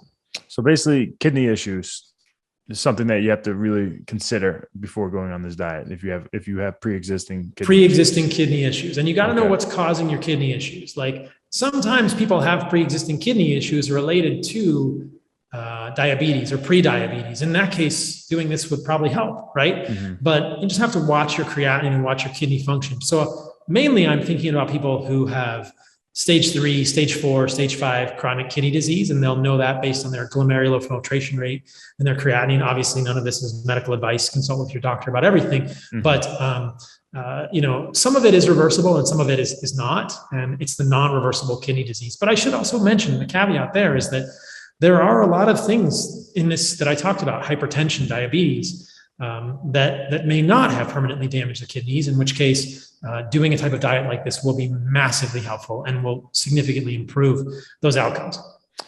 How about, so it's good to know. So people with kidney issues, this is the note to basically remember, like, be careful. But how about familial triglyceride issues or LDL issues, like cholesterol? What's your thoughts on that and starting this diet? Right. So this is actually quite complex. Let's talk about cholesterol and LDL, and then we'll get into familial hypercholesterolemia of various sorts. That's triglycerides? Mm-hmm. Okay. Yeah, there's familial hypercholesterolemia, and there's multiple types. And one of the types of familial hypercholesterolemia is elevated LDL, which is low density lipoprotein. And then there's familial hypertriglyceridemia, which is another type of lipoprotein molecule. Well, it's not actually lipoprotein, but it is a type of lipid. Then we can talk about those. So let's talk about LDL and cholesterol in general, because one of the more insidious beliefs about meat is that it will raise your, quote, cholesterol and will give you a heart attack. Now, we already kind of know that we should question that based on groups like the HADSA. But here's the thing. LDL is low density lipoprotein. It's a bus that moves around your body. LDL is a bus that moves generally from the liver to the blood vessels and the rest of the body and then back to the liver. And it carries cholesterol and triglycerides. So cholesterol is different than LDL. LDL is low density lipoprotein. It's a spherical molecule that is a lipid monolayer that contains cholesterol. Cholesterol is a steroid backbone molecule. These terms get conflated, but they're not the same, right? So LDL contains cholesterol and triglycerides in varying amounts. That's how we get the density, is the ratio of cholesterol to triglycerides in a lipoprotein particle. When you eat fat, it's generally digested into triglycerides or some such. It's taken up at the level of your gut into particles called chylomicrons. Those chylomicrons don't live very long. They immediately go to the liver, where they deposit the triglyceride or the cholesterol, and then the liver makes cholesterol, a very valuable molecule in our body. It's a precursor for all of the steroid hormones in your body. What makes you a man, what makes me a man, what makes your wife a woman is estrogen, testosterone, our hormones. These are cholesterol-based molecules. It's essential for human life, right? Okay, so cholesterol is not always bad. Not always bad. Okay. I don't think it's bad in the majority of situations if we are healthy, right? Mm-hmm. Cholesterol is essential. There is a genetic condition called Smith-Lemli-Opitz syndrome, in which there's a defect in the synthesis of cholesterol. These kids often die in utero. If they're born, they may have mental retardation and severe issues with all sorts of problems, and they really don't live much in childhood. The way that we rescue them, the way that we protect them, is by giving them lots and lots of egg yolks. We feed kids tons of cholesterol to circumvent this pathway, and that improves their susceptibility to illness, because one of the things that these kids are susceptible to is infection. And you can improve the outcome of these kids by giving them tons of egg yolks, giving them tons and tons of cholesterol. So we know what happens when you don't have enough cholesterol. Like, humans die without cholesterol. And the LDL particle is involved in the immune system. And the LDL particle serves the invaluable, indispensable, unique role of moving cholesterol, the steroid backbone molecule, and triglycerides to cells throughout the body. If you didn't have LDL, your adrenal glands would not be able to make sex hormones, would not be able to make other hormones, mineralocorticoids that are crucial for electrolyte maintenance, all these kind of things. You need these for proper maintenance of every tissue of your body. Really, testicles, ovaries, kidneys, all these tissues need cholesterol coming in LDL. LDL, like I said, is also an immune molecule. It plays a role in the immune response. When you have a bacterial infection, bacteria send out little signals to each other. It's called quorum sensing. And LDL molecules interrupt quorum sensing. So they help you fight off infections. So we have this indispensable molecule that's somehow been vilified. Why is that? Why are we told that LDL is bad? Why is it bad cholesterol, right? Yeah. First of all, it's not cholesterol. It's a molecule. It's a lipoprotein monolayer that carries cholesterol, and it's associated, keyword there is associated, with worse outcomes when it's too high in some people. So what we know about LDL is it does these very valuable roles. It's immune, it moves these particles around the body, it's a bus carrying important passengers that have to go to work, that do important jobs in our body. Why are we told it's bad for us? Well, this is really a deep rabbit hole, but we find LDL particles in the plaque of atherosclerotic lesions in blood vessels, right? So that's the reason that we're told, this particle is trying to kill you. It accumulates in plaque in your arteries, and that leads to atherosclerosis, and that leads to a heart attack. But what really I think we're missing here is that just because LDL is in a plaque doesn't mean that it caused that plaque to form, right? And this gets a little esoteric, but what appears to happen, and this isn't all fully understood in medical science, is that LDL moves through the wall of the endothelium of a blood vessel. So in your blood vessels, we're talking about arteries here because that's where these atherosclerotic lesions happen. LDL moves through the wall of a blood vessel, and beneath the wall of a blood vessel is a space called the intima. The first layer of blood vessel, if you're inside the blood vessel, imagine you're Rick Moranis in like Honey, I Shrunk the Kids, and you're in that little, spaceship and you're moving around your blood vessel, right? The first layer is called the endothelium. If you're in the blood vessel and you move through the endothelium, you get into the intimal space, and that's where atherosclerotic plaques form. But what happens is that LDL moves through the endothelium and encounters immune cells in the intima, and sometimes it gets stuck there. It gets stuck to these things called proteoglycans. And when it gets stuck to proteoglycans, it looks like a foreign molecule to these macrophages, these immune cells, and they gobble it up. Remember how we said gluten looked like a foreign molecule in your gut? Well, LDL when we eat certain foods, specifically seed oils, vegetable oils, things like corn, canola, safflower, sunflower, more linoleic acid accumulates in the LDL particle, and LDL is more likely to become oxidized. There's that word again. When LDL is oxidized, or more of these particles make LDL look foreign to the macrophage, and the LDL is more likely to get engulfed by the macrophage, and that's the beginning of an atherosclerotic plaque. Obviously, I'm oversimplifying this, but you see here, but what we're seeing here is that when you have a fire at your house, if the firemen show up to the fire, they didn't cause the fire. They're actually there trying to put it out, right? Mm-hmm. So LDL has been implicated in atherosclerosis, but I don't think LDL is the culprit. I think LDL is kind of an innocent bystander, or it's getting involved in something. But there's one more step that we're forgetting about, which is why is LDL getting stuck in that subintimal space? And why is LDL getting engulfed by a macrophage, right? Because LDL serves vital roles. So all of this is kind of very esoteric and predicated on the notion that more LDL is worse.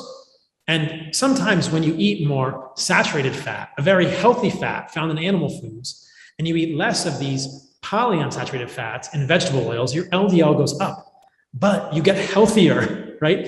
Your triglycerides usually goes down, your HDL goes up, your fasting insulin goes down. All the metrics that we use to gauge someone's metabolic health get better, but their LDL might go up. And yet that's why people get confused in medicine, because the key thing here is this, and I hope that all that made sense to people. I get it. I think it actually really makes sense. So basically, it's people who are usually eating unhealthy to begin with. They end up having, blood clot, heart attack, or something, and in that is LDL is found, but it was really there to fight an issue with the immune response, and then it might have been there to fight an issue. It might have gotten stuck there because the proteoglycans and the subintimal layer are there, but if you are healthy, the take home is that I strongly believe, and I advanced this thesis in my book, and I've talked about it a lot, many other podcasts. I have a podcast too. It's called Fundamental Health. I've done 7 podcasts on this. I believe that if you are metabolically healthy, everything comes back to metabolic health, Chris. We've kind of hinted at it. And you can measure your metabolic health by knowing your fasting insulin. And people might hear that term metabolic health, think pre-diabetes, but think pre-diabetes, right? Because that's metabolic dysfunction. Is when you're pre-diabetic. When you're pre-diabetic, your doctor can tell. When you're diabetic, you are in real trouble. But it's all on the spectrum, and that is connected with everything. So this is what's really fascinating. If you look at LDL levels, and they've done this with studies like the Framingham cohort, which is an epidemiology study. If you just look and you compare LDL levels to the incidence of heart attack across the whole sample, as LDL goes up, you see more people with heart attack. And that's what people look at and they go, see LDL's rising, more people get heart attacks. But if you take that data and you stratify by a third variable, this is really important. You stratify by a third variable that gives you a sense of someone's metabolic health. And the one they used in this Framingham analysis was HDL. Now, it's more about a proxy for metabolic health as HDL. This is high density lipoprotein. It's good cholesterol. If your HDL is high, which is generally a good thing, quote unquote, as your LDL rises, there is essentially no correlation between higher LDL and heart attacks. If your LDL is low, which is what we generally see in people who are pre-diabetic or pre-diabetic, then as your LDL goes up, there's a clear correlation with heart attacks. So riddle me this. This is the third variable, right? This is what we've been missing. And we see this in all kinds of studies. You can also look at triglycerides, because the triglyceride HDL ratio, or fasting insulin, like I said. And I know I'm getting a little bit technical here, but if you look at fasting insulin levels and you compare fasting insulin, which you want to be low when you're metabolically healthy, people who have a low fasting insulin, as their LDL rises, there's generally no correlation with increased cardiovascular disease. Wait, what's a fasting insulin? It's a blood test that you take when you're fasting. Okay, yeah. Gotcha. So insulin is a hormone that's produced by your pancreas in response to the consumption of protein or sugars. Gotcha. And it's the kind of thing that goes, a fasting insulin that's high is associated with metabolic dysfunction because you have some degree of baseline insulin resistance. Does that make sense? Yeah, it makes sense. Yep. So I'm just using fasting insulin as a metric of overall health. And the word I used for that was metabolic health. Gotcha. So Yeah. So if you have a low fasting insulin, which means you are metabolically healthy, then there's really no correlation between rising LDL and cardiovascular disease. And I think this really points to the idea that it's not about LDL. It's about triglycerides, HDL, fasting insulin. It's about your metabolic health. Of course, you want to know what somebody's LDL is, but if you have a high, quote unquote, LDL and you're metabolically healthy, I see that as you have more immune particles, you have more buses moving valuable nutrients around your body. And a high LDL has actually been associated with longevity in older populations, freedom from infection, all kinds of good things. So if you look at people who live a long time, many of them have high LDL. Not surprising, right? So you want to be metabolically healthy, but a lot of times we're never told that. We just focus on LDL myopically, but we can't look at LDL in isolation. You have to look at LDL, triglycerides, HDL. That ratio is critical, and fasting insulin. But people listening to this, if you go to your doctor and they do a cholesterol check, they're going to get triglycerides, HDL, and LDL. They might even do a more sophisticated analysis, like a lipoprotein profile or something, and do NMR, nuclear magnetic resonance, get particle counts, whatever. They're very unlikely to do a fasting insulin. Everyone should know their fasting insulin, and it should be less than 5 micro IU per ml, less than 5 for a fasting insulin. That's how you know that you are metabolically healthy. If your fasting insulin is above 5, you've got work to do. If it's 6 or 7, it's not the end of the world. But I've seen people with fasting insulin of 20 or 16. That's metabolic dysfunction. And in that person, I'm worried about their LDL getting stuck. I'm worried about those proteoglycans. I'm worried about the stickiness of that LDL particle. And in that case, I'm worried about LDL accumulating in the arteries.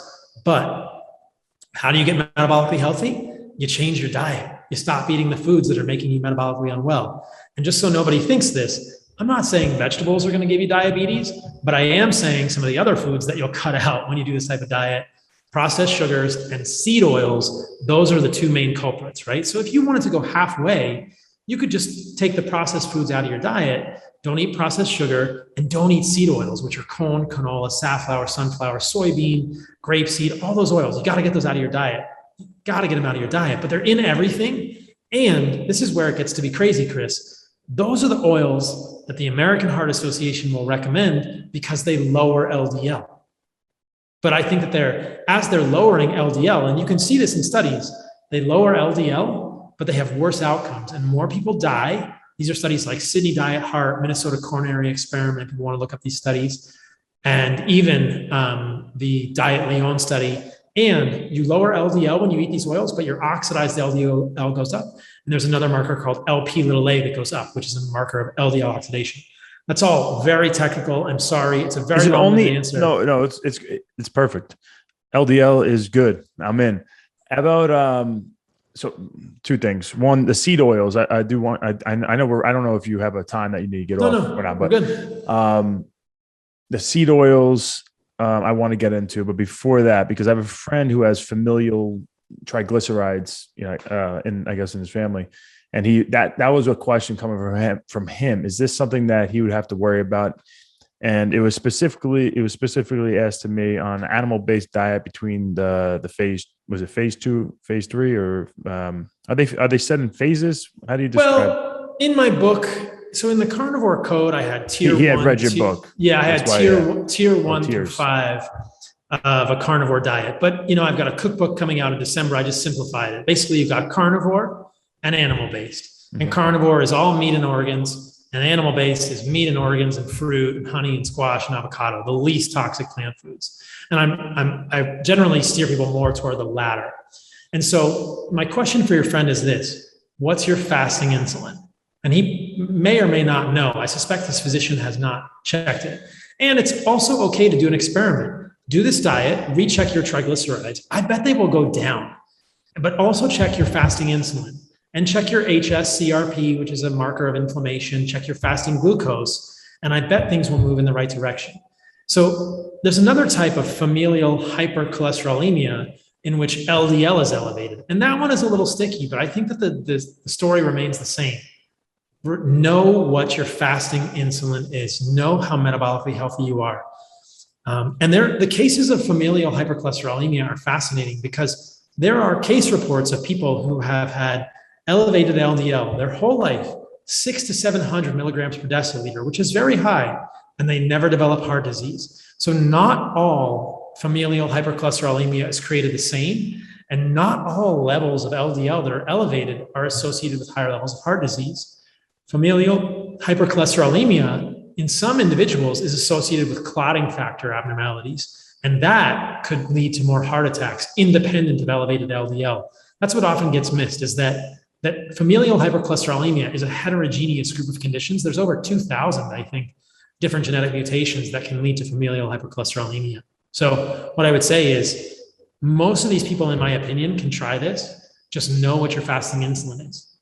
And now, so you get your fasting insulin, and then what would be the steps after that? So you get your fasting insulin. If it's less than 5, you're pretty metabolically healthy. And when you get blood work in the future, always get a fasting insulin, work with a physician who understands the context of all of this. If your fasting insulin is above 5, say it's between 5 and 10, you probably are eating some seed oils or some processed sugar. You got to cut those out. Or you have 20 pounds of fat to lose.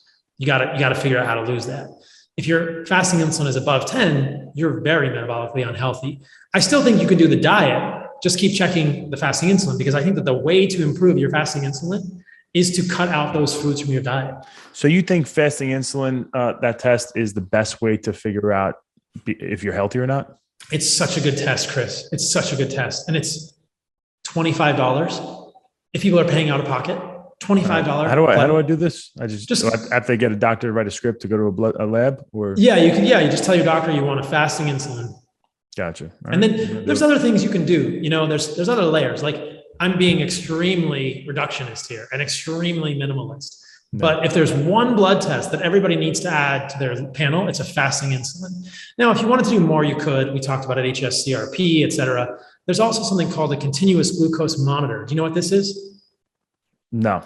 I could guess on it though, but I'll have to connect you with these guys. There's a great company called NutriSense, and they make these continuous glucose monitors. Traditionally, these have been used for type 1 diabetics, but now you can get them. Basically, NutriSense has it set up so that they have physicians in every state that'll get it for you. You don't even need a prescription. Their physician will prescribe it for you.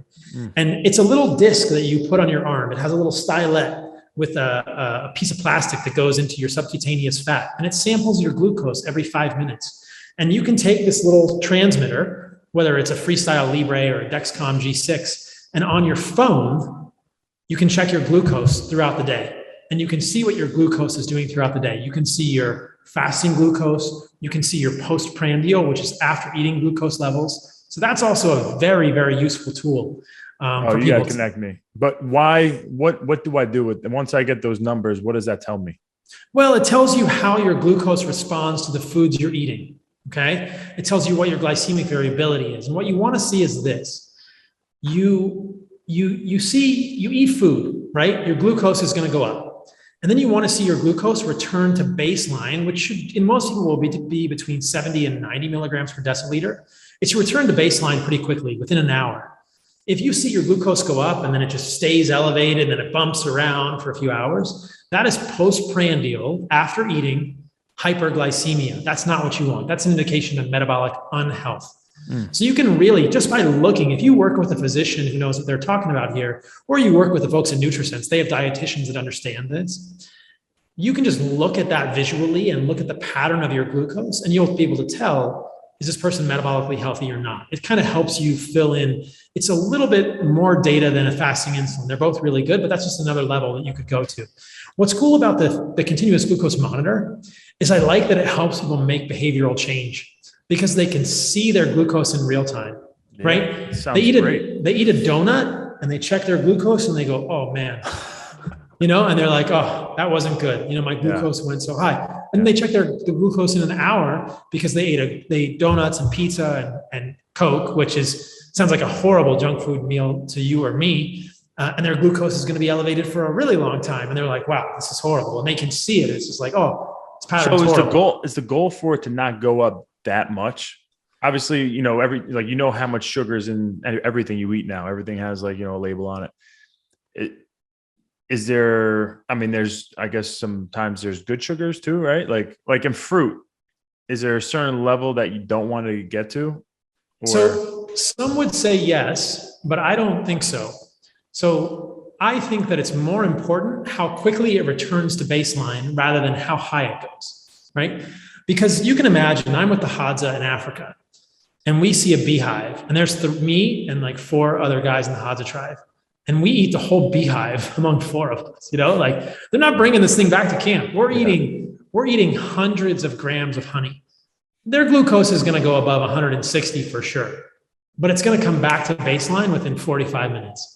And this is what's called the area under the curve, the AUC. It gets a little technical. People don't have to worry about that, but you want your glucose area under the curve to be small. And that means your insulin is working and your body is moving glucose out of the blood into the muscle. Okay. So you don't have to worry. Some people in the space get worried about like, don't have your glucose go over 140. I don't think so. I don't think you need to think like that. Think about how fast it comes back to baseline and what your baseline is.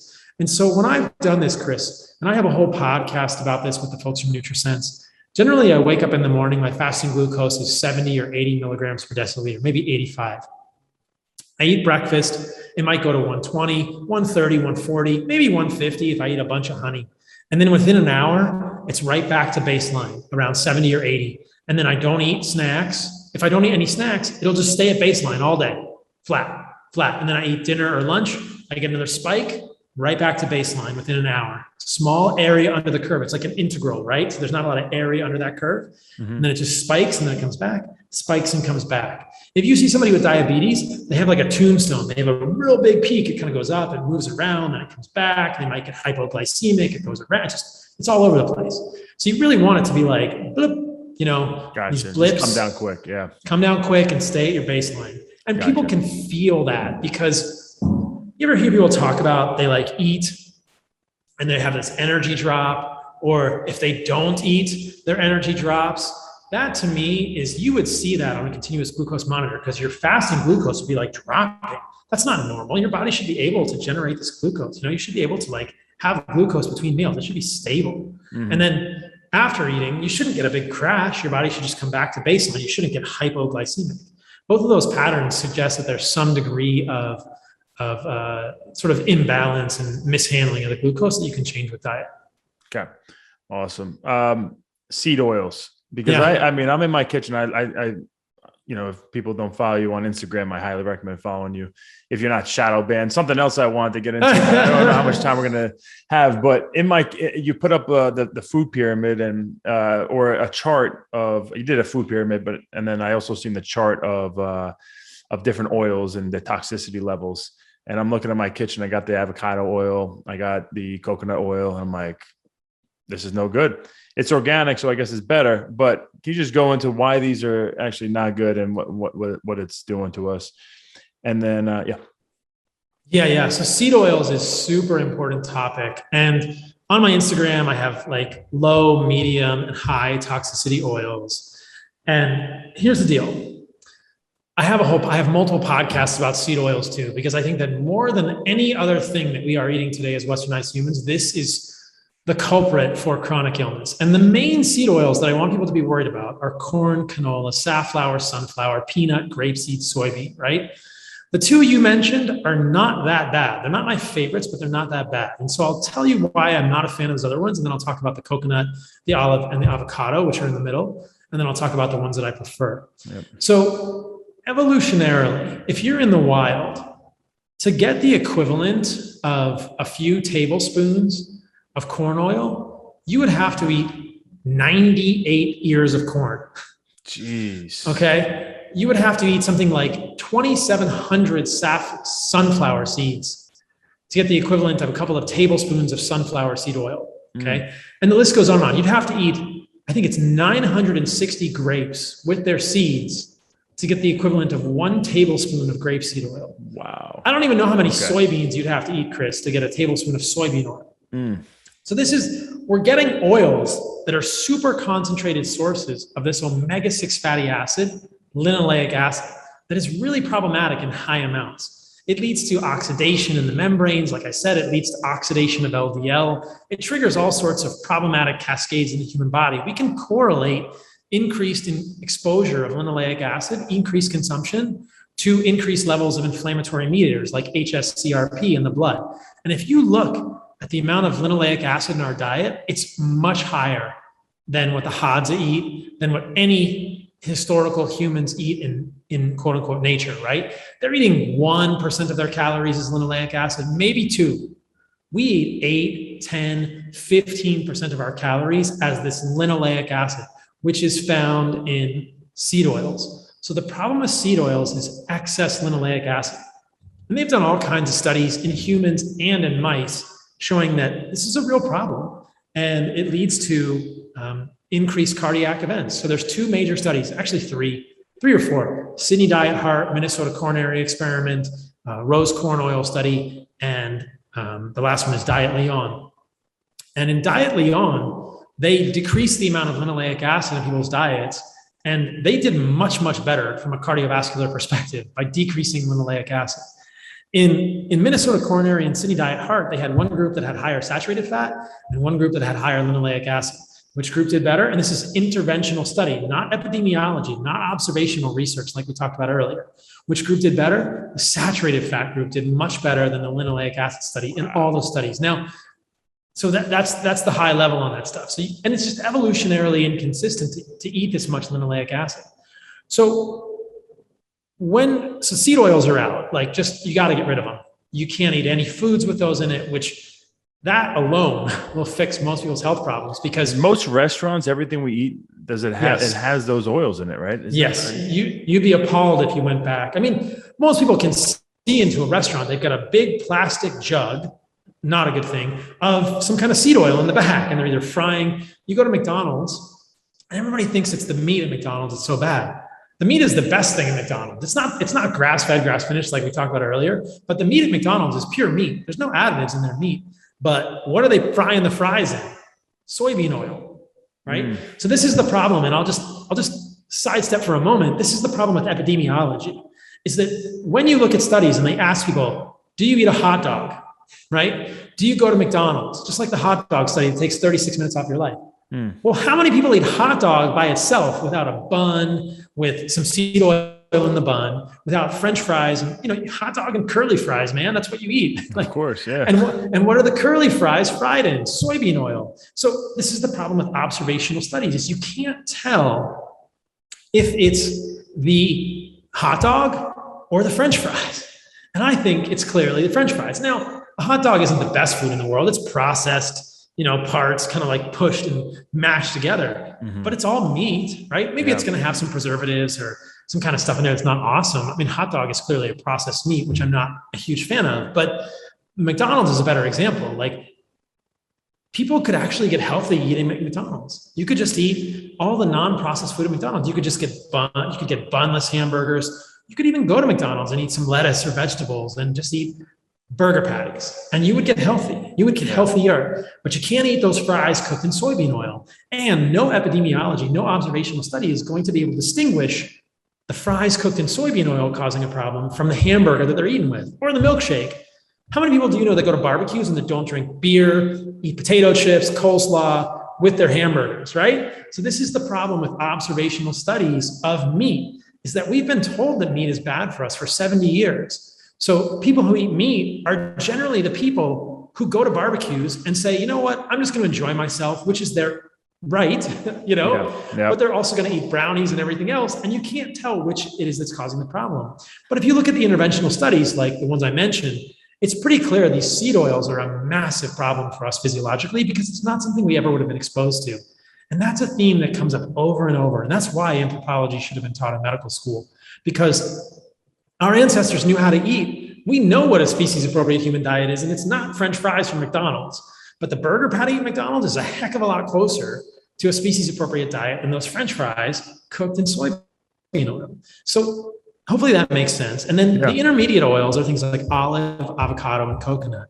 Now, coconut is mostly saturated, so there's not much linoleic acid in coconut oil. Coconut oil is okay, but I always ask, well, why are you eating coconut oil and not animal fat? We've been told animal fat is bad for us, but In 1900, 100% of the fat that we were eating was animal fat, 100%.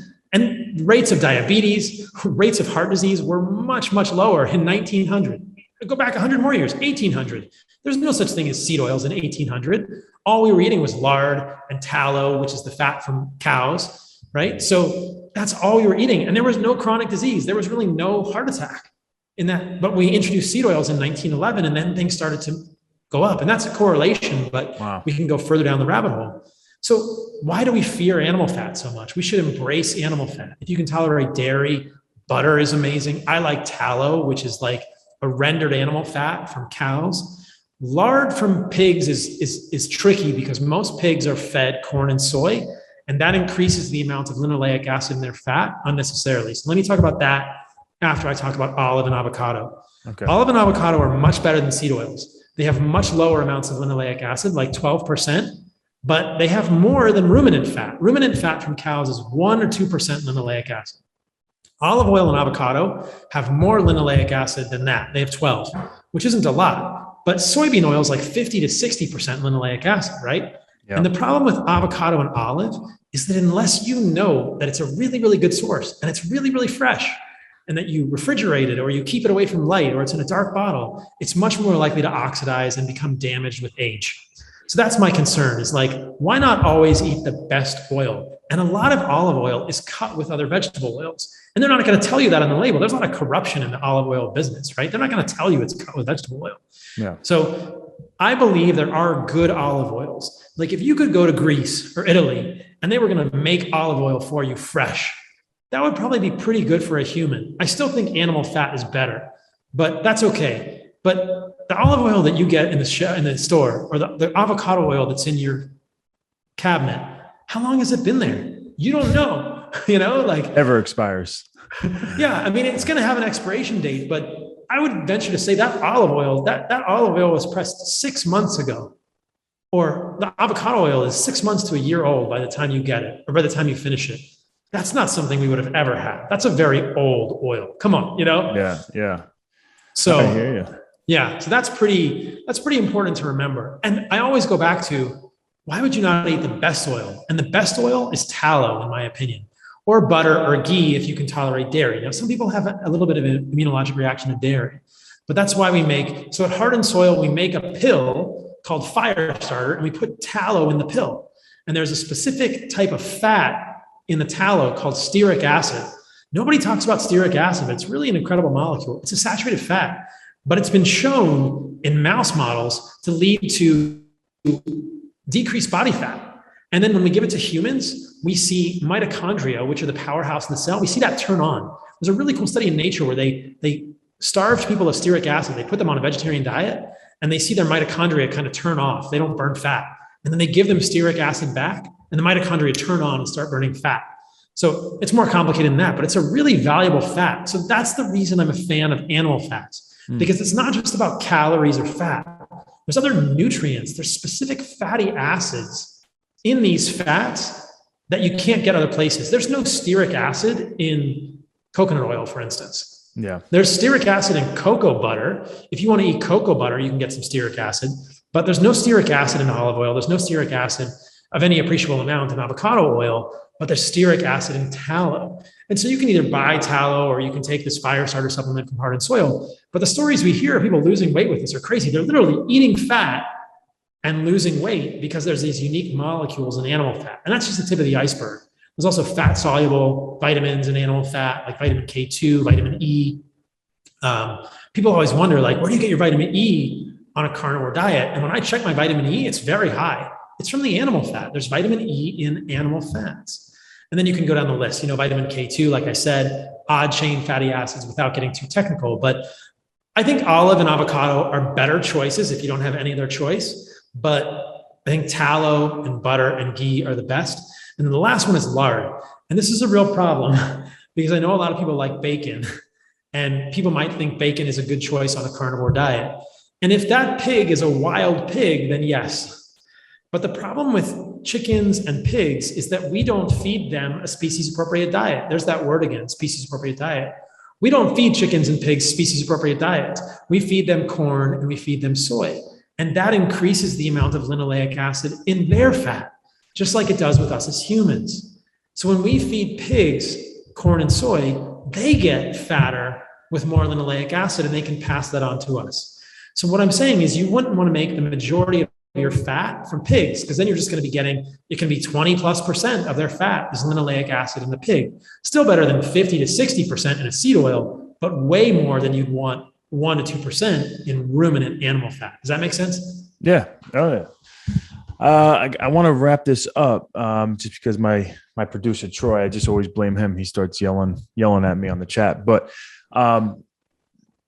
if you could sum up just quickly a example of a day on the carnivore diet for people, because I think obviously having you on is so valuable for so many reasons. People need to hear this. I think that everyone should be open-minded, and when they hear this, and if they got something going on, if they have an autoimmune disease or they're not feeling great, they're overweight, you should give this a shot, because it made me feel so good. And I have a bunch of friends who are trying it and they all love it. They're reading your book, Carnivore Code. And so I think it's great. And I think everybody should try it and see how they feel. But just to give an example, because as much as we got into everything technically, I don't know if we really went over what we actually eat when we're doing this. So if you could just jump into that real quick, and then we will finish with that. Yeah. So there's a lot of resources for this at Heart and Soil. So we mentioned this earlier, but I'll plug it here. We talked about the desiccated organ supplements. I'll mention those again. But at the company I built, heartandsoil.co, you can send us a message. We'll send you a free infographic with like which foods to choose on an animal-based diet with like different, low, medium, high toxic oils, toxic plants. We have a 30-page ebook we'll send you for free. In the month of August, I imagine this podcast, I don't know if it'll come out in August, but we do every quarter. So we'll do the next one in November. We do an animal-based 30. It's a 30-day animal-based eating challenge. It's free. You sign up. There's like chat groups. There's a Facebook group. We give all these free materials away. Or you can just email us, radicalhealth@heartandsoil.co with questions. We'll send you any of these materials for free to help people get started with the diet. So I want to make this all available.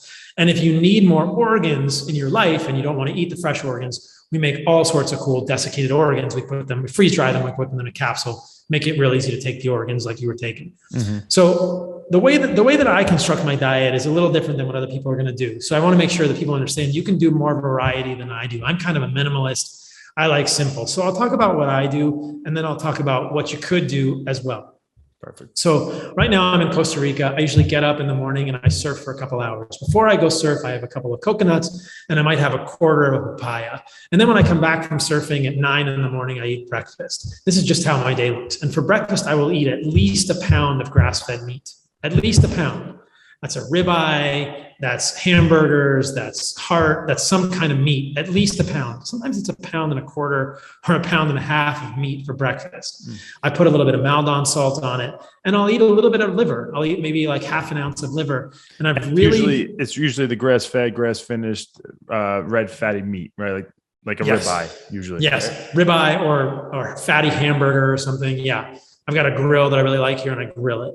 And I'll eat a little bit of organs. So sometimes I eat heart or I eat liver. I actually just went to a butcher here in Costa Rica and got testicle. People are going to love that. I know you love that. No, I do like that. But I'll tell you what, Chris, we got to get you. So when I don't have testicle, I'll do desiccated testicle. We have a supplement called Whole Package, which has desiccated testicle in it. And I don't think it's placebo, but I've never taken anything that like changes my libido like this. Like it feels really good. Yeah, it feels really good. It's interesting. Wow. And it's just, so I'll eat a little bit of testicle or a little bit of desiccated testicle. So either the capsules, which we make at Heart and Soil, which is whole package, or I got fresh bull testicles. I want the fresh one. Desiccated testicles just sounds too weird for me. Well, it's in a pill. I just want the testicle.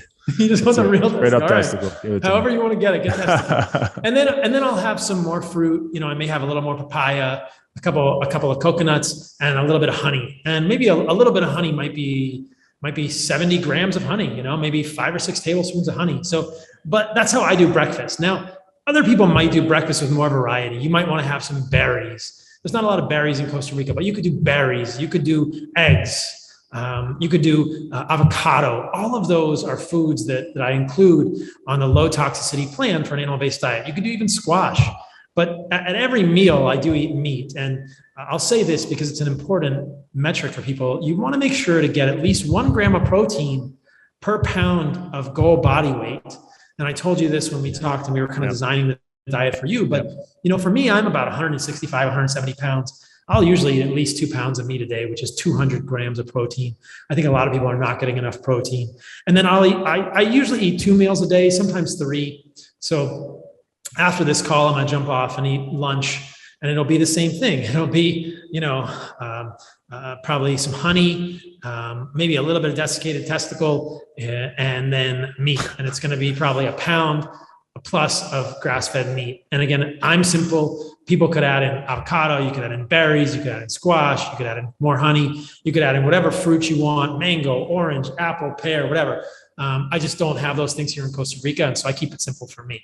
So hopefully that gives people a sense of what they're doing. Again, it's easier, but, I'll just say this, before I pause, that people hear this and they think, I could never do that. That sounds boring, but you'd be surprised. I don't know what your experience of this was. I was actually going to make sure I hit this before we closed out, but you keep going. Yeah. You don't really get bored of these foods. I think people imagine they're going to get bored because look, if you ate broccoli at every meal, you get bored as shit because broccoli has alkaloids. It has these plant defense chemicals. I think you're programmed to get bored of plant foods. So you think you're going to get bored of this, but you don't really get bored of meat. Like I've eaten meat at every single meal, and it's 99.5% of it has been red meat for the last 3.5 years, every single meal. And I never go to a meal and think, oh, another ribeye. I have to eat another ribeye. I'm so sick of this ribeye. That never happens to me. Never. Yeah. And I hear this from people over and over and over that it doesn't happen. You don't get bored of animal foods. And I think that I'd be curious for your experience, but I just want to encourage people, have an open mind and don't use food as entertainment. Know what your goals are. A lot of people, I think, you can make a lot of delicious meals with this palette of foods. And like I said, I got a cookbook coming out in December. You can go on Amazon. It's called the Carnivore Code Cookbook. But you'll be surprised at how much you look forward to this all the time. Yeah. I mean, I was super surprised. I would never label myself a big meat guy. And so when thinking about doing this diet, I'm like, man, I'm going to have to force feed myself steak every meal. This is going to be crazy and tough. Every single meal I look forward to at the end of and I would eat a lot. I would eat some big ribeyes, like 20 ounce ribeyes, and maybe even sometimes bigger. And at the end of it, I'd be super full. And I'm like, oh my gosh, I'm going to eat one a little later. And then by the time I got hungry later, I could not wait to grill up another ribeye and do it again. It's so funny. And then I was just taking down the fruit, and I did not expect that. I was always in my mind, if I have to pick a cheat meal, it was never going to be a steak. It was going to be the pasta. And I would consider myself more of a pasta guy, which we obviously know is not good for you. So, but I will say on this diet, it's amazing how I enjoyed every single bit of it and never got tired of it. And I'm not BSing, just legit. People would be around me, like my wife and family that were over. I've had a bunch of people over here, because I've been injured. Everyone just comes to me. I can't really get around, and I'm just sitting here eating meat every single meal. And they're like, "How are you doing that?" I'm like, "I cannot wait. I don't even want to eat what you're eating." It's crazy. So I'm living proof. You don't get sick of it, and you are excited about every meal. And you feel it's really not that good. hard of a diet. Yeah. People are like, I can't believe you're doing that extreme diet. I'm like, to be honest, I don't think it's extreme. I eat fruit and an awesome steak every single meal. And you would think you get tired of it, but you really, I did not get tired of it at all. The other thing I'll just say here is you don't have to eat steak at every meal. If you want to eat chicken, you can. I would go for the leaner parts of chicken. If you want to eat pork, you can. Again, don't make a lot of your diet pork fat. You can definitely eat fish on this diet. Be careful of the mercury. You can eat all kinds of animals. You could eat bison, you could eat grouse or pheasant or deer or wild meat or whatever you wanted to eat. If you really wanted variety, you could eat trout or salmon or low metal fish is fine. Chicken is fine. I have gravitated to like, why would I eat anything else? Like the best thing I can eat is a ribeye. Not everybody feels that way. So there's more variety in there if you want. You can eat eggs, you can do this. It's all, I saw your breakfast this morning was eggs, Yep. There's a lot more foods than Chris and I are just talking about right now. It's not just like steak diet. It could be if you want. Yeah. If that flips your lid, do it. But it can be a little bit more variety than that. Yeah. All I needed to hear from you was that the ribeyes are the best, has the fat, red fatty meat. And you get a lot more nutrition from that. So I was like, all right, I'll do that every meal. And then I was doing eggs. I was doing eggs in the morning just because I like eggs. But like you explained, eggs are great, but they don't have as much protein as the meat. It's like what, 4 grams of protein per egg? Six Okay.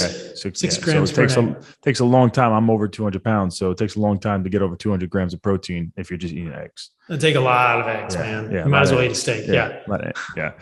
Bro, I really appreciate you doing this, man. I really wanted to get this message out and other people to hear your story and for people to be able to try this out because it really has been life-changing for me. And I want as many people out there, especially if you're having issues, man, if this could help you at all, I really hope you try it. Man, Chris, it's an honor. It's been an honor working with you. I can't wait to see you back fighting soon, man. I'm stoked for your recovery. And I'm excited. It's been great to talk. And I hope this helps a lot of people. I appreciate it, brother. Hell yeah, man. I appreciate it. Thanks for coming on. Yeah, man. Talk to you soon, soon, man. Enjoy. Thanks for watching today's episode. If you enjoyed it, please let us know in the comments below. Won't Back Down is also available as a podcast, so feel free to give us a follow wherever you get your podcasts.